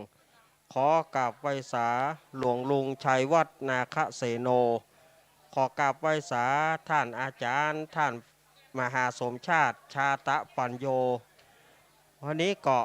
ม่วนอกม่วนใจเนาะเฮาได้มากึดวัดกึดวาสถานที่นี้โอ้ม่วนอกม่วนใจความสามัคคีกันเนาะดีบัดดีปีหน้าเพิ่นจะปล่อยหลวงละเพราะว่านะพิมพ์บัตรไว้เห็นเนอะมีศรัทธาญาติโยมตั้งหลายเปิ้นว่าบัดเดี๋ยวนี้เปิดปล่อยหลวงปีหน้าละ บัดละมาโจรกับเฮาเหี่ยกะ ป้อหลวงทรงป้อหนานทรงเปิ้นก็เป็นเก้าเป็นประธานเนาะม่วนอกม่วนใจเนอะศรัทธาญาติโยมที่เฮาได้มากึดวัดกึดว่าเอาบัดเดี๋ยวนี้กึดใหม่เอาใหม่หมดเลยนะเปิดได้ก็กึดวัดกึดว่าในบ่เมินบ่นานเนี่ยเปิ้นอย่าปล่อยหลวงเปิ้นอย่าพิมพ์ไล่พิมพ์บัตรกันแล้วเนอะศรัทธาญาติโยมเปิ้นอย่าปล่อยหลวงกันละเนี่ยนี่อย่างต้องว่าอย่างนั้นนะท่านอาจารย์โอ้เฮาว่ากับมันปิติจะขึ้นลูกถ้าเขาบอกว่าจะมีปล่อยหลวงโวยๆนี่ศรัทธาญาติโยมจะปิติจะขึ้นศรัทธาญาติโยมเนาะปิติขึ้นแล้วก็โอ้ม่วนอกม่วนใจนะให้หอมกันศรัทธาญาติโยมหอมคนละเล็กคนละน้อย เริ่มตั้งแต่10 บาท20 บาทเริ่มตั้งแต่100ขึ้นไปกรรมโบราณเปิ้นว่าจะได้จะหอมเต้าใดหอมน้อยหอมนักเฮือมีใจสมัครยื่นเฮือคนเดียวหอม10หอม20หอม100ใบแดงใบเขียวเพื่อสามัคคีกลมเกลียวเต้าใดก็ได้ตามเจตนาศรัทธาญาติโยมเนอะ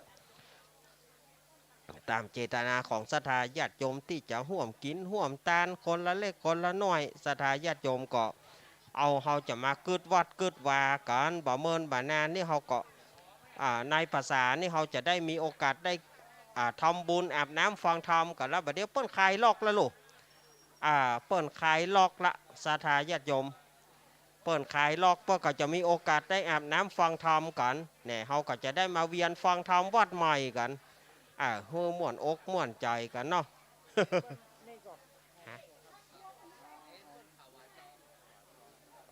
ป้อนยาง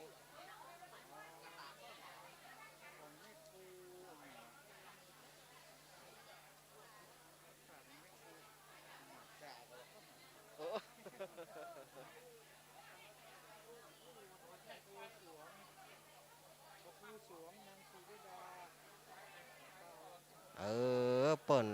ทำบุญเนาะเปิ้นทำบุญก็ขอให้เป็นบุญเป็นกุศลเนอะเปิ้นห่วมทำบุญมาสัพปีติโยมิวัชตุสัพพะโรโกวินาสตุมาเตภวัตวันตารโยสุขีติกายุโกภวะอภิวาทานาสิริสานิจังวุธาปัจจายิโนจัตตารโรธรรมาวัฏันติอายุวโนสุขังปะลังศรัทธาญาติโยมอันนี้ก็เปิ้นห่วมบุญมาขอเป็นบุญกุศลเนอะเพื่อว่าความสามัคคีกลมเกลียวกันเขาจะได้ทำกับวัดกับวาจะได้แปลงวัดแปลงวาขอเป็นบุญกุศลกับศรัทธาญาติโยมกุคนความสามัคคีกลมเกลียวกันมันหายากศรัทธาญาติโยมความสามัคคีกันที่จะมาเกิดวัดเกิดวามันบัดเดียวนี่มันก็เกินยากเนาะบัดเดียวนี้แต่ว่าคนไทยเราไม่แรงน้ำใจศรัทธาญาติโยมคนไทยเราไม่แรงน้ำใจก็ห่วมกินห่วมตานกันมาโดยตลอดขออนุโมทนาสาธุสาธุอนุโมทามิสาธุอนุโมทนาศรัทธาญาติโยมเนอะศรัทธาญาติโยมมาทำบุญวันนี้ก็ส่วนหนึ่งจักตานไปหาปิตามารดาพ่อแม่เท่าแก่สัมปัตวงศาญาติกาญาติมิตรพี่น้องที่ได้ล่วงลับดาวขันไปเป็นผีไตเก่าเน่าเมิน เจ็ดเจนข้าวกูลเป็นเก้าเก้าเจนข้าวกูลเป็นแดนแสนเจนข้าวกูลเป็นขนาดขอให้เขาเจ้าทั้งหลายได้มาฮับพระราชนาบุญส่วนกุศลมวลผงนี้แล้วขอแผ่ภายนาบุญสุกุศลให้ยังลูกเต้าเราหลานให้ได้อยู่ดีมีสุขเสี่ยงจิราการยาวนานนั้นจงจังมีออกมาลวดปอนไปเลยเนาะเลี้ยวใจดีนะไหนกู้เคียวเจเจลุงอ้ายมาว่ะเจเจถามเจเจก่อนลุงอ้ายมาก่อนวันนี้ ขออนุญาตกับน้อพี่น้องศรัทธาเฮาท่านทั้งหลายตอนนี้พิธีทุกอย่างบวชละมวลแล้ว เครื่องบวงสรวงเป็นกล้วยบะเป้าบะลำใหญ่แต่ว่าวันซื้นเป็นบะลำใหญ่ประเดี๋ยวนี้เป็นบะลำใหญ่บัดแต่งแคตตาลูปหน่วยไม้อย่างเนี้ยท่านทั้งหลายไปเอาได้เลยเนอะเอาไปกินไปใจได้เลยเข้าแถวไปเอาคนอันสองอันเอาไปกินกับลูกกับหลานเอาคนอันสองอันบัดถ้าเอาไปนักคนแก่นสองแก่นเปิ่นลาเครื่องบวงสรวงแล้วแต่เจ้าละแบ่งกันไปตามอัธยาศัยเนอะทุเรียนเปิ้นเขียนว่าของมหาสมชาติไปเอาน่ะ เอาท่านสามเณรเอาลักเอาต่อแหมหน่อยเอานิมนต์หมดแล้วยังท่านสามเณรโอเคเนอะเดี๋ยวผมขออนุญาตประกาศนี้ก่อนกันแล้วกันเนอะศรัทธาญาติโยมสะพานบุญในสายงานของร้อยตำรวจเอกสุทัศน์อินตาเปียลูกบ่าวของพ่อหลวงทรงอินตาเปียเนาะก็จะมีท่านพันตำรวจโทเสกสรรขันคำนันตะรองผู้กำกับจราจรกลางเชียงใหม่บริจาคมา999พันตำรวจตรีสุนทยาปราลมสารวัตรป้องกันปราบปรามสพภูพิงร่วมบริจาคมา999พันตำรวจตรีสุธรรมใหม่คำล่าพนักงานสอบสวนสพชัยประการร่วมบริจาคมา999คุณปาลำดวนชัยปัญญาอดีตข้าราชการบำนาญจังหวัดลำพูนร่วมบริจาคมา 1,000 บาทนายสาริกาสะสางหัวหน้าแผนกช่างโตโยต้าราชดำเนินร่วมบริจาคมา999 บาทนางรัตนาดอกไม้พร้อมครอบครัวตลาดดอกไม้ตลาดเมืองใหม่บริจาคมา 1,000 บาทนายชินวัฒน์นางเบญจวรรณผอกองพัฒนาช่างราชทัณฑ์เชียงใหม่ร่วมบริจาคมา500 บาทนายกฤษอุดเจริญเดี๋ยวก่อนเน้อลมก็กวนแต่พร้อมครอบครัวบ้านปากกองสารปีร่วมบริจาค 1,000 บาทท่านอาจารย์จะกลับละสาธุครับสาธุบุญรักษาเจริญรุ่งเรืองเด้อดาบตำรวจคณิศรปัญจบุรีเจ้าหน้าที่191พจวเชียงใหม่ร่วมบริจาค300 บาทนายธนวัฒน์นางวิไลวรรณสมจันทร์ร้านหมอกฟ้าบานฟ่อนห่างดงร่วมบริจาค 1,000 บาทสทอุดมนางสมหมายสมจันทร์บานฟ่อนห่างดงร่วมบริจาค 1,000 บาทคุณสิรินยานนครนักประชาสัมพันธ์มหาวิทยาลัยเทคโนโลยีราชมงคลบริจาคมา 1,000 บาทคุณอภิชาติบัวพัฒน์เจ้าของน้ำพริกระยองร่วมบริจาคมา990 บาท99 บาทครอบครัวแม่อุ้ยปาสมจันทร์บ้านต้นแก่นห่างดงบริจาคมา 1,000 บาทนายศรีนางวงเดือนเสาเปงพร้อมครอบครัวบ้านฟ่อนห่างดงบริจาค 1,000 บาทพ่อเลี้ยงทองสุขแม่เลี้ยงเพชรใจสมพร้อมครอบครัวบ้านฟ่อนห่างดงบริจาคมา 1,000 บาทนายตานางบัวคลี่เสาแปงพร้อมครอบครัวบ้านฟ่อนห่างดงบริจาคมา 1,000 บาทท่านอาจารย์จะไปไหนจะปิกจะมาหอมเข้ามาอ๋ออาจารย์นั่งก่อนเจให้อาจารย์นั่งก่อนเจให้อาจารย์นั่งก่อนใช่จกสตังมาจกมาสามเณรเอาลักจะมาหอมแล้วนางเอ็มออมสมจันทร์พร้อมครอบครัวบ้านต้นแก่น หางดง บริจาค1,000 บาทนางสาวนวพัฒน์ต่างแกปินบริษัทรวยล้นฟ้าทรานสปอร์ตบ้านถวายห่างดงเชียงใหม่ 5,000 บาทครอบครัวร้อยตำรวจเอกสุทัศน์อินตาเปียป้อหลวงทรงอินตาเปียบริจาคมา 5,000 บาทรวมกันในคณะนี้ได้ 26,900 บาทเปิ้งอีป่อไหวป่อจะครบล้านตะกี้นะได้แตะได้ว่าโอ้ศรัทธาพี่น้องต่างเพศใจดีใจงามใจบุญก็เดียวกับวัดกับวาถ้าจะมีการลดอยู่กะนี่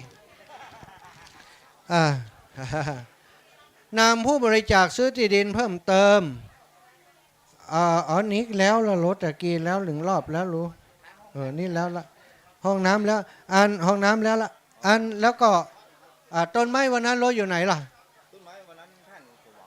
โอ้ท่านอาจารย์เอาไปแล้วเนาะต้นไม้วันนั้นนี่ก็หลายตันด้วยกันเนาะศรัทธาญาติโยมฮะโอ้ได้15,000 บาทเนาะวันนั้นกาดต้นไม้เนอะครูบาอาจารย์พระสงฆ์องค์สังฆเจ้าเนาะร่วมกันก็ได้ต้นไม้อยู่กาดต้นไม้อยู่10,000 กว่าบาทอีปออันนี้นะโอ้กันตะกี้ว่าอันนี้ซองนี้ขอให้แกะเรียบร้อยหน่อยเวลาแกะนี่แกะดีๆเพราะเพิ่นจะมีติออกนี้เนาะแกะออกมาดีๆแล้วก็พับไว้ดีๆเก็บไว้100มัดไว้100มัดไว้ตอนเขาตานที่ดินเนี่ยซองมีตัวใดนี่ที่เปิ้นหอมเขาจะบ่ทิ้งของไผตอนที่บริจาคที่ดิน10จ้าง20จ้างอยู่ในนี้หมดหลักฐานอยู่ในนี้ส่วนหนึ่งอีกส่วนหนึ่งอยู่ในสมุดจดในสมุดปกแข็งเลยเอาล่างจากเนี้ยแล้วก็ซองนี้บ่ต้องเอาขวางเฮาฮื้อเปิ้นได้หันวันที่เขาจะประกาศถวายที่ดินเขาบอกอีปออีแม่เนี่ยศรัทธาเปิ้นเก็บซองไว้หมดบะโม่ของเขาบะโม่เด้อของเขาเอาใส่กล่องใส่อย่างไว้ดีๆเขาบอกของไข่ขว้างจนกว่าเขาจะได้ถวายเขาถวายเรียบร้อยหมดจบแล้วกาเขาจะเอาไปโม่แปลงอย่างก็ได้ถวายเนอะบางตีบางแห่งเกซองผลแล้วเอาขวางเกขวางไปมันบอกงับเขียนในหันมดเขียนบันทึกไว้จาตุ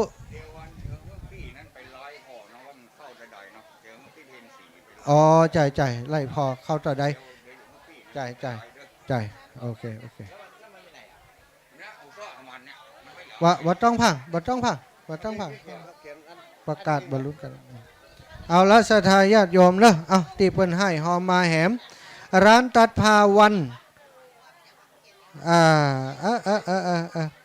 อันนี้วันอย่างอันนี้วันอย่างเขาอ่านบอกออกร้านตัดผ้าอันนี้อ่านว่าจะได้อย่างตั้งลุงพ่อสมศักดิ์แม่เพนข่าวเตี้ยเนาะบ้านท่าช้าง60 บาทอันนี้ว่าจะได้ก็ร้านตัดผ้าวัน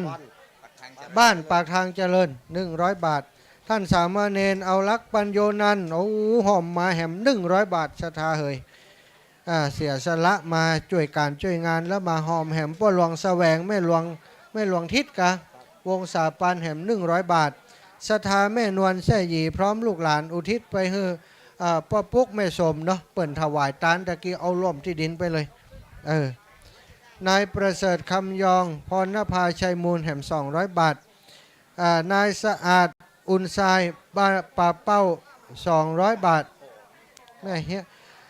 นายชลินนางวันเพ็ญรัตนพจน์ถวายที่ดินแหม500 บาทยายน้อยธันวาพร้อมลูกหลานบ้านเหล่าป่วย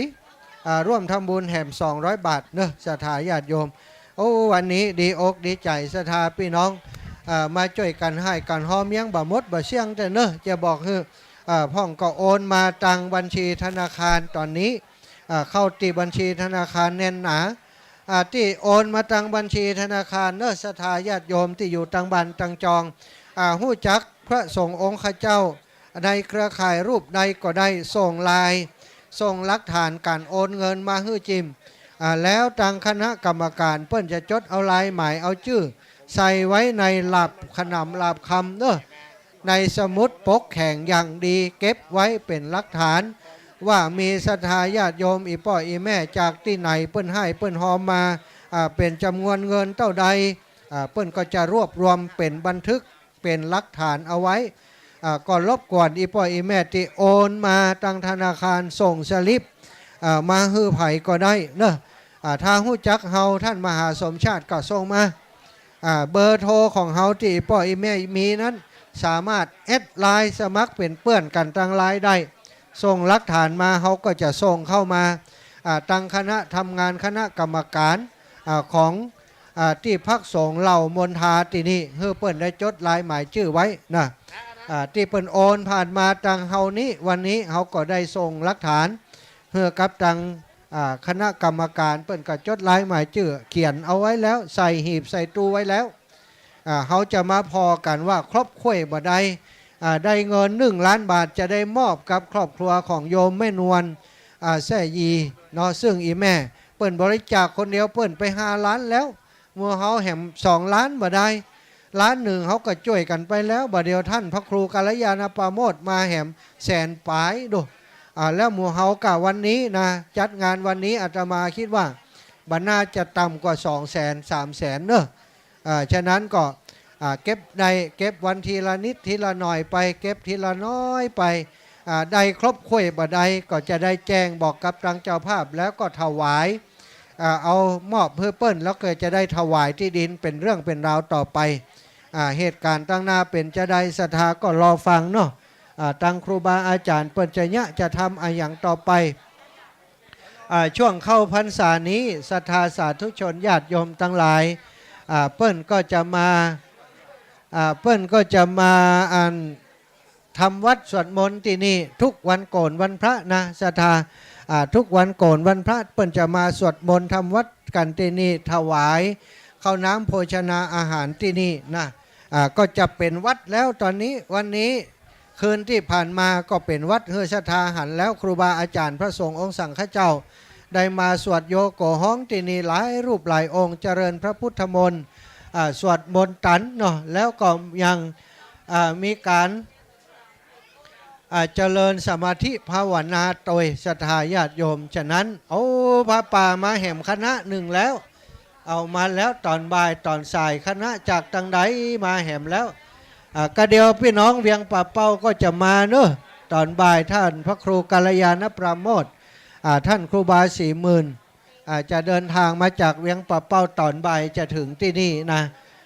ศรัทธาญาติโยมเอามาจดให้เพื่อนกำเพื่อนหอมที่ดินเพิ่มแหม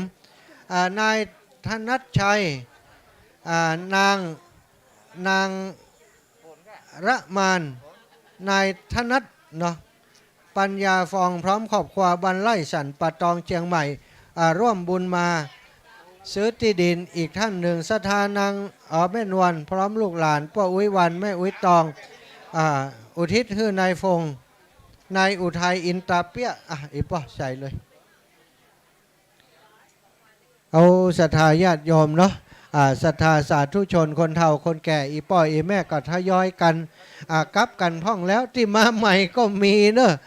ที่มาใหม่ศรัทธาจากตังได้เปิ่นเอาผ้าป่ามาถวายแหมหนึ่งกันมาเป็นหัววัดเนาะศรัทธาดีใจกับครูบาอาจารย์เนาะศรัทธาญาติโยมที่อยากจะได้วัดแปลงวาโอ้อีแม่จะกลับแล้วกาเจ้าของโรงทานอาหารพระสงฆ์กลับแล้ว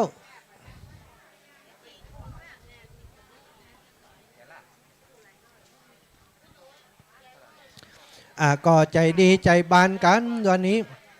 พิธีมงคลจากตังใดมาแห่ม5 ปันเราเป้านี่นะเฮาว่าบ่ปนว่าสานี้ไอ้ป่อเฮ้ย1 ล้านนี่เต็มเพชรกะวันนี้วันเดียวบ่ดอกบ่เดียวนี้ยังบ่ออกเครือข่ายเต็มที่ด้วยนะถ้าออกสักเกิงเดือนก็บ่ดอกนายจรัสนางน้ำฝนตันแก้วเนาะพร้อมครอบครัว 5,000 บาทคนไหนนี่กะไปปุ้นแล้วไม่อยู่ไหนปุ้นเลยอยู่นี่ตัวนึงเอาบ่เอาไปไหนบ่เอาตังปุ้นดังก่อนเอานี่เนาะเดี๋ยวเอาไปหาเพิ่นเอาศรัทธาญาติโยมเนาะไผจะให้จะหอมก็มาที่กล่องอำนวยการนี้เนาะ ครูบาอาจารย์ก็ยังอยู่กันเนอะก็เดียวพี่น้องตังเวียงปะเป้าก็จะมาอยู่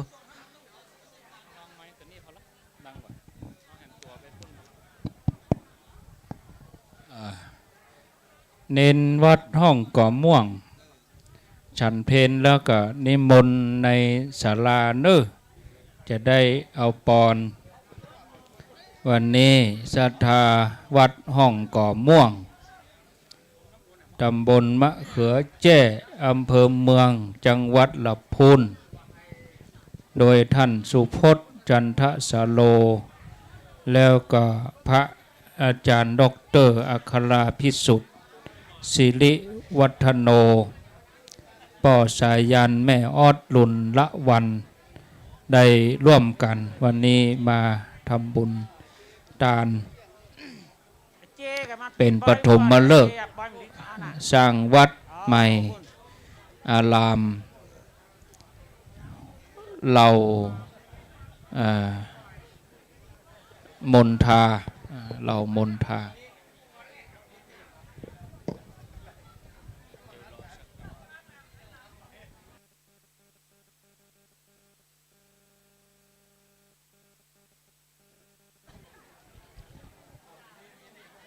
เน้นเข้ามาเนอะเน้น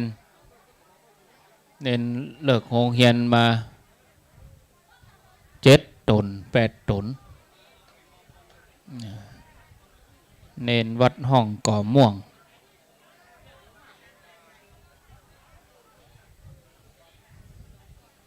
เอาเก้าอี้มาคนตัวเนาะเอาเก้าอี้มาคนตัวเน้น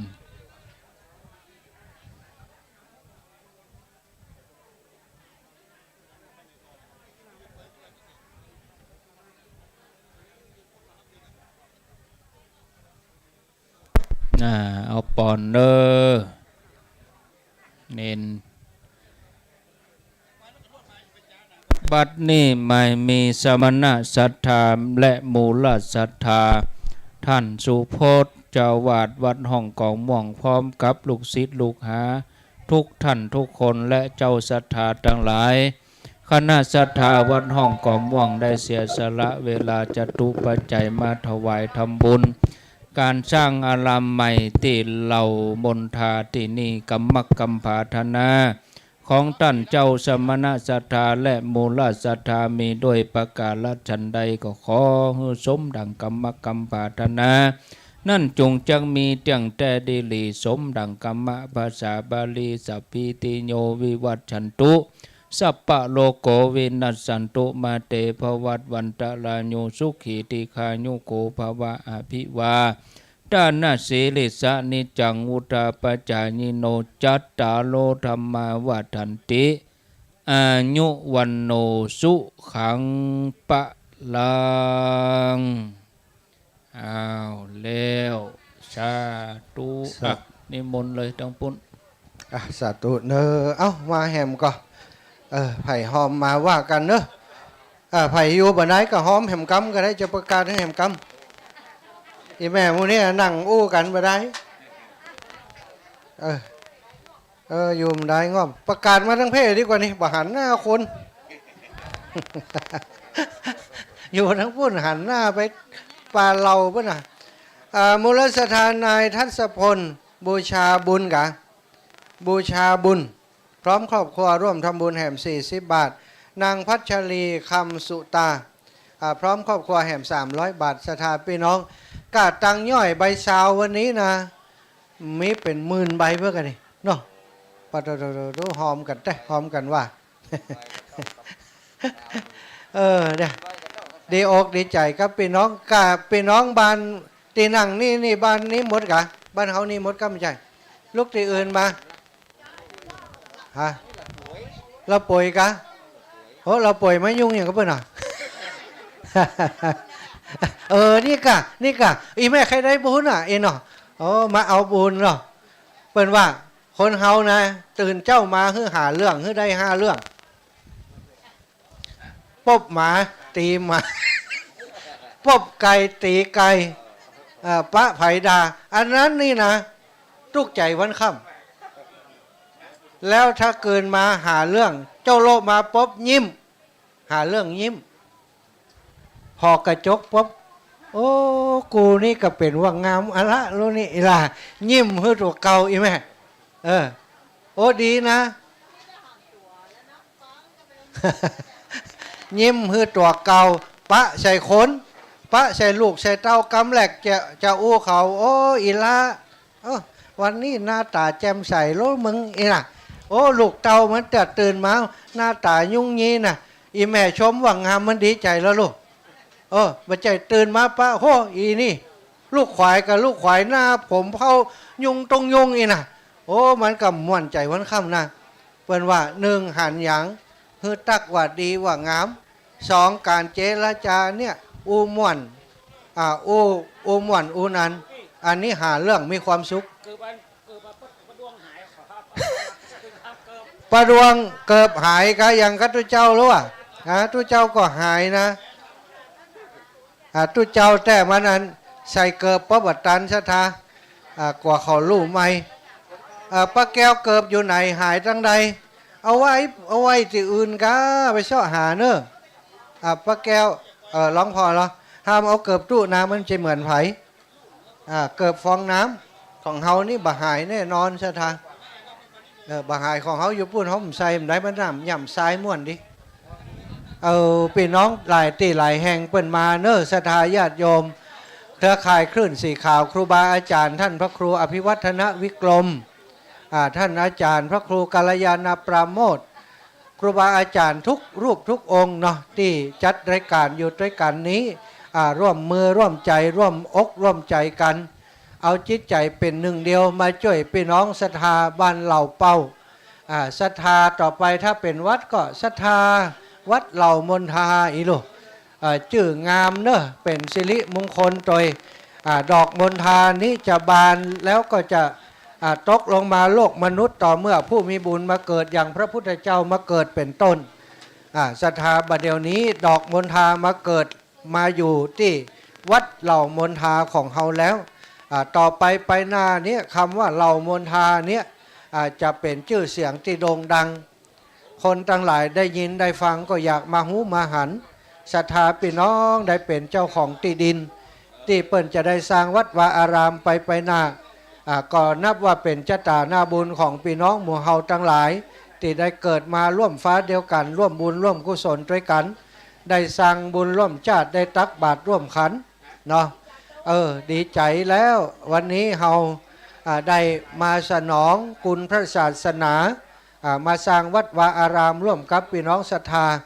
อาตมาภาพนี้จะมาแอวหาศรัทธาบ้านเหล่าเป้าจนเปิ่นแปลงวัดแล้วพุ่นนะจะมาติ๊กถ้าลำไยสุกจะมามันหน่อยเอาเข่งมาตัว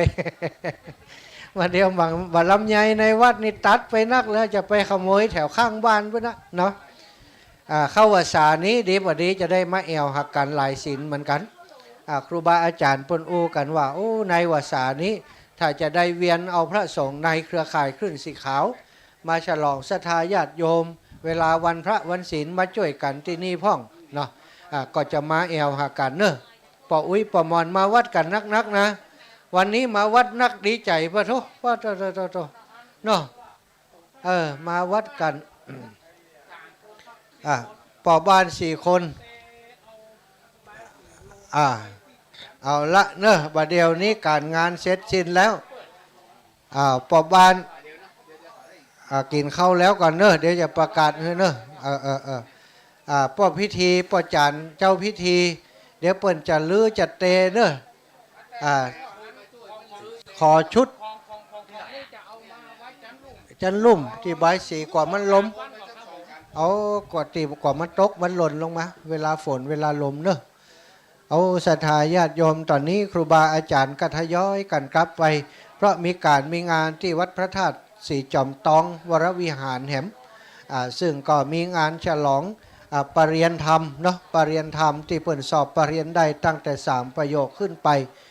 เปิ่นมอบพัดตาตั้งเฉลิมฉลองที่วัดจอมตองพระธาตุจอมตองเนาะศรัทธาพี่น้องบรรเฮาช่วยกันเพียวกันพัดปัดกวาดก่อนนะแล้วก่อยกลับกระเดียวนี้เรื่องแรกก็จะขอที่อันเปิ่นบวงสรวงนี่ก่อนเนอะ ที่เปิ้นบวงสรวงนี่ก็จะขอให้ช่วยเก็บใบสีอย่างลงมาเหี่ยก่อนกว่าฟ้ากว่าฝนกว่าลมมา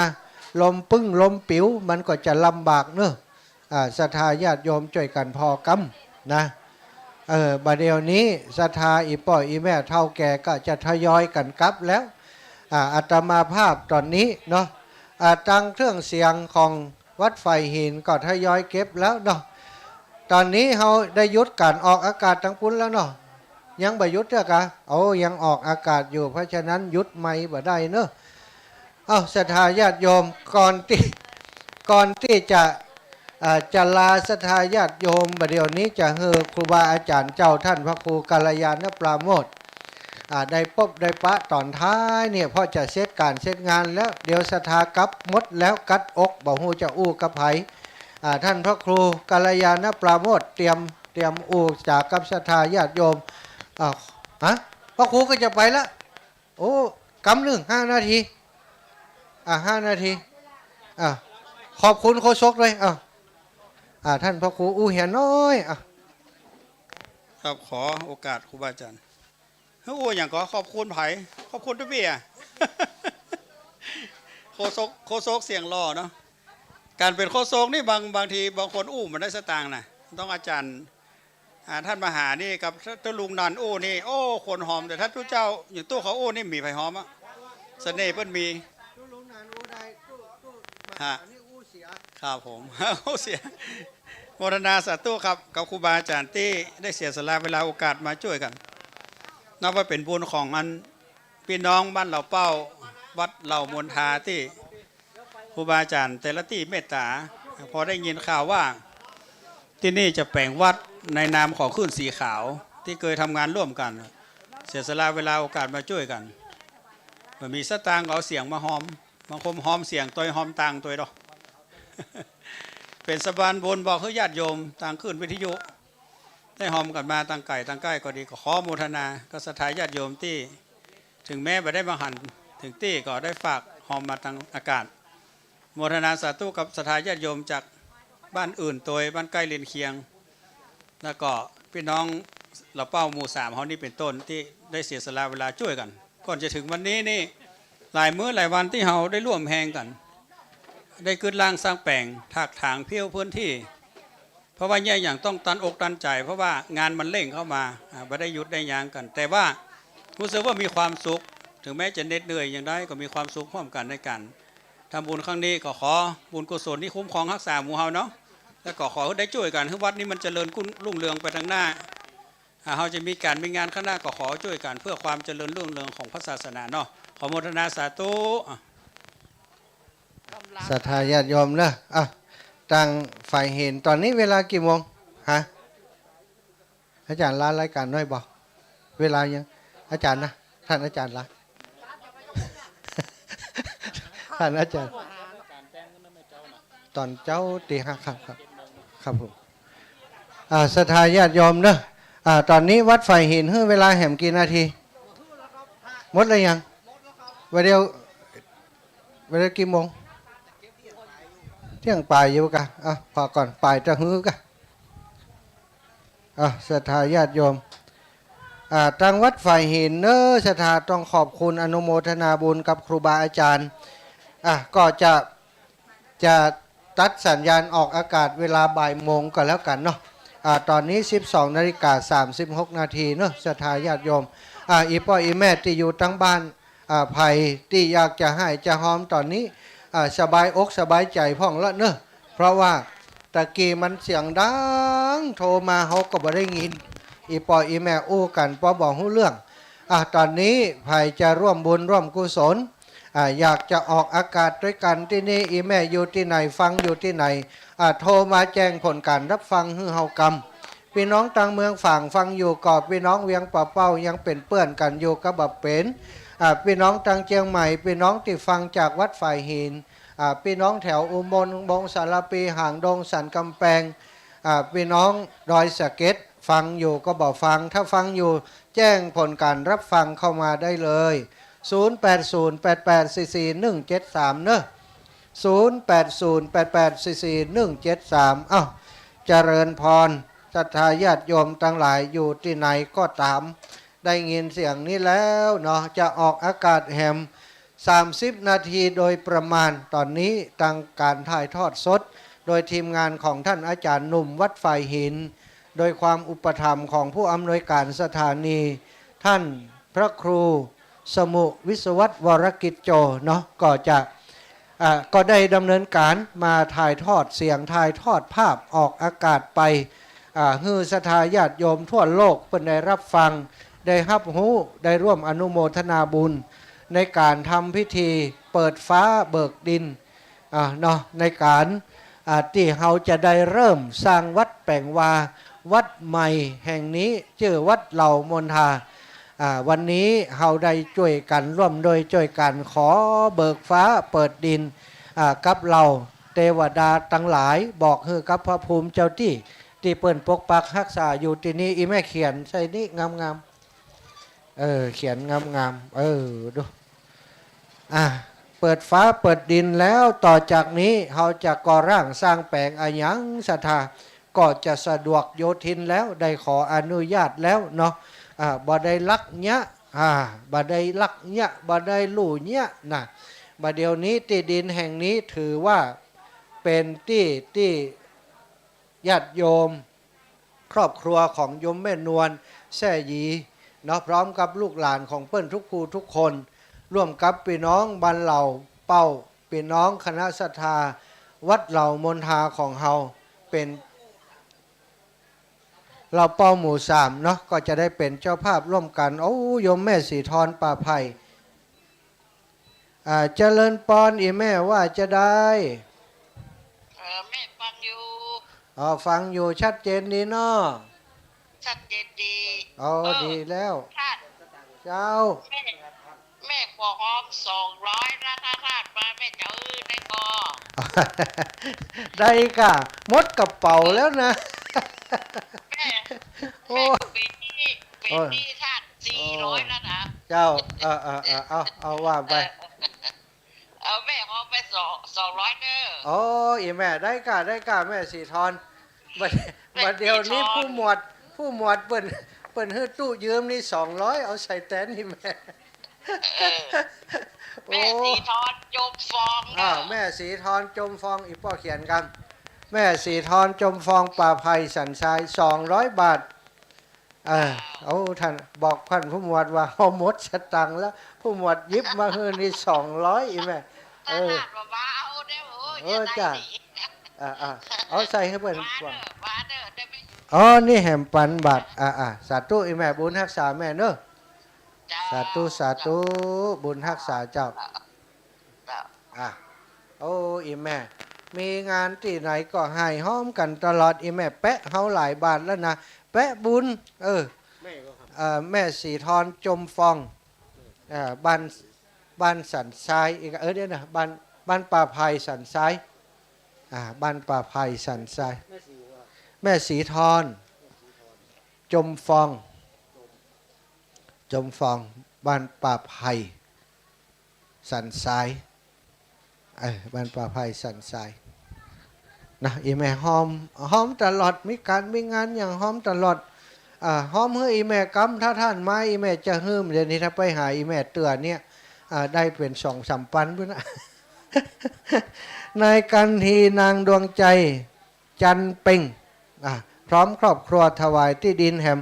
1,000 บาทดุศรัทธาถ้าฝั่งกับนี่บ่ได้นะนี่นะ บ่ฝั่งกับก็ดีเหตุแต่เปิ้นมาหอมเพิ่มแหมติ๊กดีใจวันนี้อิ่มบุญกับศรัทธาพี่น้องหมู่เฮาขนาดนักเนอะจากเป็นเราเป็นโคเป็นปลาเป็นดงเป็นปลาบะลำไยกลายเป็นวัดเป็นวาขึ้นมาอย่างกำเนรมิตเอาตั้งแต่วันที่17ถึงวันนี้อีปอยอีแม่ลองกึดพอเตอเนาะวันนี้ขนาดทำพิธีบวงสรวงนี่ดูตอนเจ้าอยู่นะพระอาทิตย์ทรงกฎว่าเคยหันกับเรื่องทรงกฎตอนเจ้านี่นะใส่เลยเนาะใส่เลยพระอาทิตย์ทรงกฎตอนเจ้าบัดเดี๋ยวนี้จะส่งเข้าไปในกลุ่มเนอะภาพเหมาะขนาดวันนี้พระอาทิตย์ทรงกฎถือว่าเป็นเลิกงามยามดีเป็นมงคลละเลิกในการที่จะสร้างวัดแปลงวาอันนี้ปุญญาบารมีของครูบาอาจารย์ ท่านพระอาจารย์พระครูกัลยาณปราโมทย์ครูบาอาจารย์ที่เป็นพระสงฆ์องค์สังฆเจ้าอยู่วัดของเฮาเนี่ย3 รูป 3 องค์ก่อนศรัทธาญาติโยมไปเป็นเจ้าหัววัดอยู่หลายที่หลายแห่งเป็นผู้มีบุญวาสนาศรัทธาญาติโยมไปอยู่ที่ไหนเปิ้นก็ฮักไปอยู่ที่ไหนเปิ้นก็ศรัทธาแล้วไปบปเป็นพระสงฆ์ที่มีความรู้ความสามารถเทศน้ำเทศธรรมก็ดีจัดรายการวิทยุญาติโยมก็ติดตามนักตยฉะนั้นบ่ใจเรื่องยากแล้วในการที่จะสร้างวัดแปลงวาวัดเหล่ามนทาของเฮาเนอะเอาศรัทธาพี่น้องเวียงปะเป้าดับปิงแล้ววะเวียงปะเป้าตัดสัญญาณไปแล้วกาพี่น้องทางวัดฝ่ายหินลงพี่น้องทางวัดฝ่ายหินเนอะประกาศงานข่าวบุญตั้งนาเนอะพี่น้องวัดฝ่ายหินของเฮานะศรัทธาวัดฝ่ายหินศรัทธาคลื่นวัดฝ่ายหิน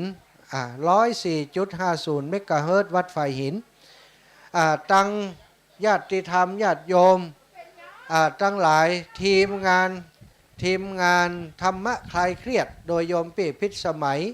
สุริโยดรเขาทำผ้าป่าสามัคคีถวายสถานีวัดฝ่ายหินทุกปีประมาณเดือนมกราของทุกปีนี้กำหนดวันเรียบร้อยแล้วพี่น้องวันที่15เดือนมกราเนอะวันที่15เดือนมกราวันที่15เดือนมกราคมนี้จะปี2566จะมีการทำผ้าป่าสามัคคีช่วยเหลือสถานีวิทยุวัดฝ่ายหินอาตมาภาพจะเดินธรรมยาตราให้วัดฝ่ายหินเป็นเวลา15วันตั้งวันที่1มกราจนถึงวันที่15ทอดถวายพระป่าที่วัดฝ่ายหินวันที่16ทุกปีนุมวันที่15จะเดินธรรมยาตราให้วัดฝ่ายหินนะเดือนมกราเอาสามเณรตะวันเดินโดยแล้ววันที่16จะให้เปิ้นเป๊กกำหนดไว้คร่าวๆเนอะวันที่1ถึง15มกราโดยเดินโดยอาจารย์เดินธรรมยาตรา2 รูปแล้วก็วันที่16เตรียมตัวเป๊กวันที่15ตานพระป่าวันที่16เป๊กเนาะบอกข่าวๆไว้เนอะหาวันไว้อีป้อซองนั้นแกะดีๆเนอะอย่างที่บอกตะกี้นั่นนะเก็บไว้จนเขาได้ตานเพื่อนนะเขาบอกเอาของไผ่ขว้าง100 ซองก็เอาหนังยืดฮัดไว้100 ซองเอาหนังยืดฮัดไว้เอาเก็บใส่กล่องใส่อย่างไว้ดีๆวันตานนี่เขาจะเอาเฮือเปิ่นพอวันเนี้ยอีป้ออีแม่ที่เปิ่นให้หอมกันมาซองยาวเปาะซองยาวซองสั้นเปาะซองสั้นเนอะเนี่ยดีๆเปิ่นใส่ซิปใส่ซาวตั้งใจใส่บรรจงเขียนมาวิธีแกะนะวิธีแกะเอาไปแล้วกันวิธีแกะจะไปฉีกเนอะฉีกเอาตั้งไหนนี่ออกตั้งนี้นะอีปอนะถ้าอย่างอีนี่ปออย่างอี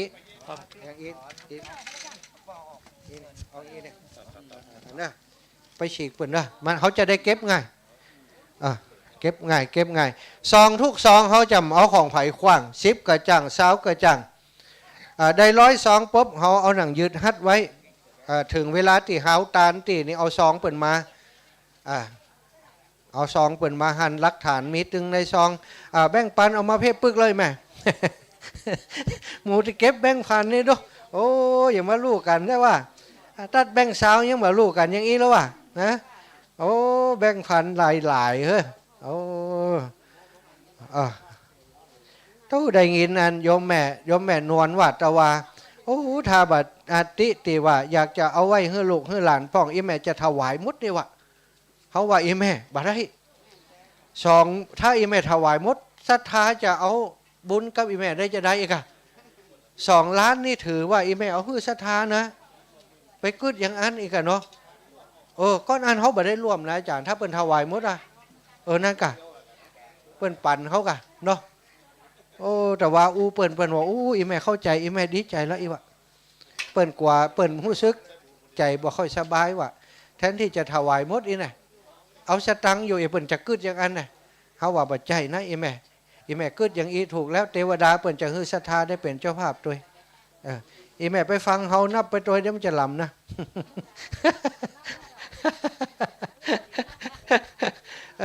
นาะศรัทธาญาติโยมเนาะที่อยู่ตั้งบ้านตั้งจองอาตมาภาพขอขอบคุณแทนครูบาอาจารย์ในเครือข่ายคลื่นสีขาวจัดรายการกันมาตั้งแต่ตะวาบวกค่ำเนาะ6 โมงขอบคุณทางสถานีวิทยุวัดฝ่ายหินท่านพระครูสมุวิศวัตวรกิจโจติเมตตาเพื่อทีมงานถ่ายทอดสดมาออกอากาศวันที่2ไปปะกันที่ดอยนางแก้วแห่มอยู่ศรัทธาญาติโยมทีมเดิมท่านสามตุลุงหนุ่มท่านสามเณรตะวันกับช่างเทคนิคเพื่อนก็จะไปด้วยกันครับรถโดยเป็นช่างโดยเนาะจ่วยกันคุมเครื่องคุมอย่างที่ดอยนางแก้ววันที่2ที่3วันที่2ที่3นั้นเป็นการเจิญเนาะนิมนต์เจิญรูปเหมือนรูปหล่อของหลวงปู่หลวงพ่อท่านเจ้าคุณมหาทรัพย์กับหลวงพ่อเจ้าคุณเทพอดีตเจ้าคณะจังหวัดเชียงใหม่ที่ปรึกษาเจ้าคณะจังหวัดเชียงใหม่ไปประดิษฐานอยู่ที่50 นาทีใกล้จะเอวังก็มีเลยประการราชนี้แล้วเนาะสดาญาติโยมวันที่2ที่3เนอะจะไปปะกันที่ดอยนางแก้ววันที่2ก็เริ่มตั้งแต่6 โมงไปสถาบัดแน่ถ้าไปตั้งเจ้าก็อาจจะเป็นรายการช่วงหัวค่ำประมาณ 3-4 โมงก็จัดรายการท่านเลยแล้วก็วันที่3นั้นถ่ายทอดตั้งแต่ตี 3ไปจนถึงประมาณเวลานี้แล้วก็จะเก็บของเก็บครัวกลับบ้านกลับจองก็จะเสร็จงานที่ดอยนางแก้วในที่สุดเนาะวันนี้ศรัทธาญาติโยมบ้านเหล่าเปาจุภูจุโคนเปิ่นขอบคุณกับศรัทธาพี่น้องเครือข่ายคลื่นสีขาวของเฮาคุกกีกทุกแห่งเนอะพี่น้องตังเชียงใหม่ลำปางลำปูนแป้น่านพะเยาเชียงหายทุกที่ทุกแห่งที่ร่วมบุญร่วมกุศลร่วมให้ร่วมฮอนมาโอนเงินมาเข้าในบัญชีธนาคารของวัดเหล่ามนทารามซึ่งบัญชีธนาคารของวัดเหล่ามนทารามนั้นศรัทธาญาติโยมถ้าใครอยากจะโอนสตังมาก็โทรไปหาที่ครูบาอาจารย์เปิ้นเนอะอีแม่แกะดีๆเนอะซองเนอะแกะตั้งข้างอีแม่เอาอยู่แกะตั้งข้างนะอีแม่เอาไหมเอาไม้ซุกเข้าไปหันแล้วหูดปิ๊บเนี่ยเอาไม้ซุกเข้าไปหันหูดปิ๊บเดียว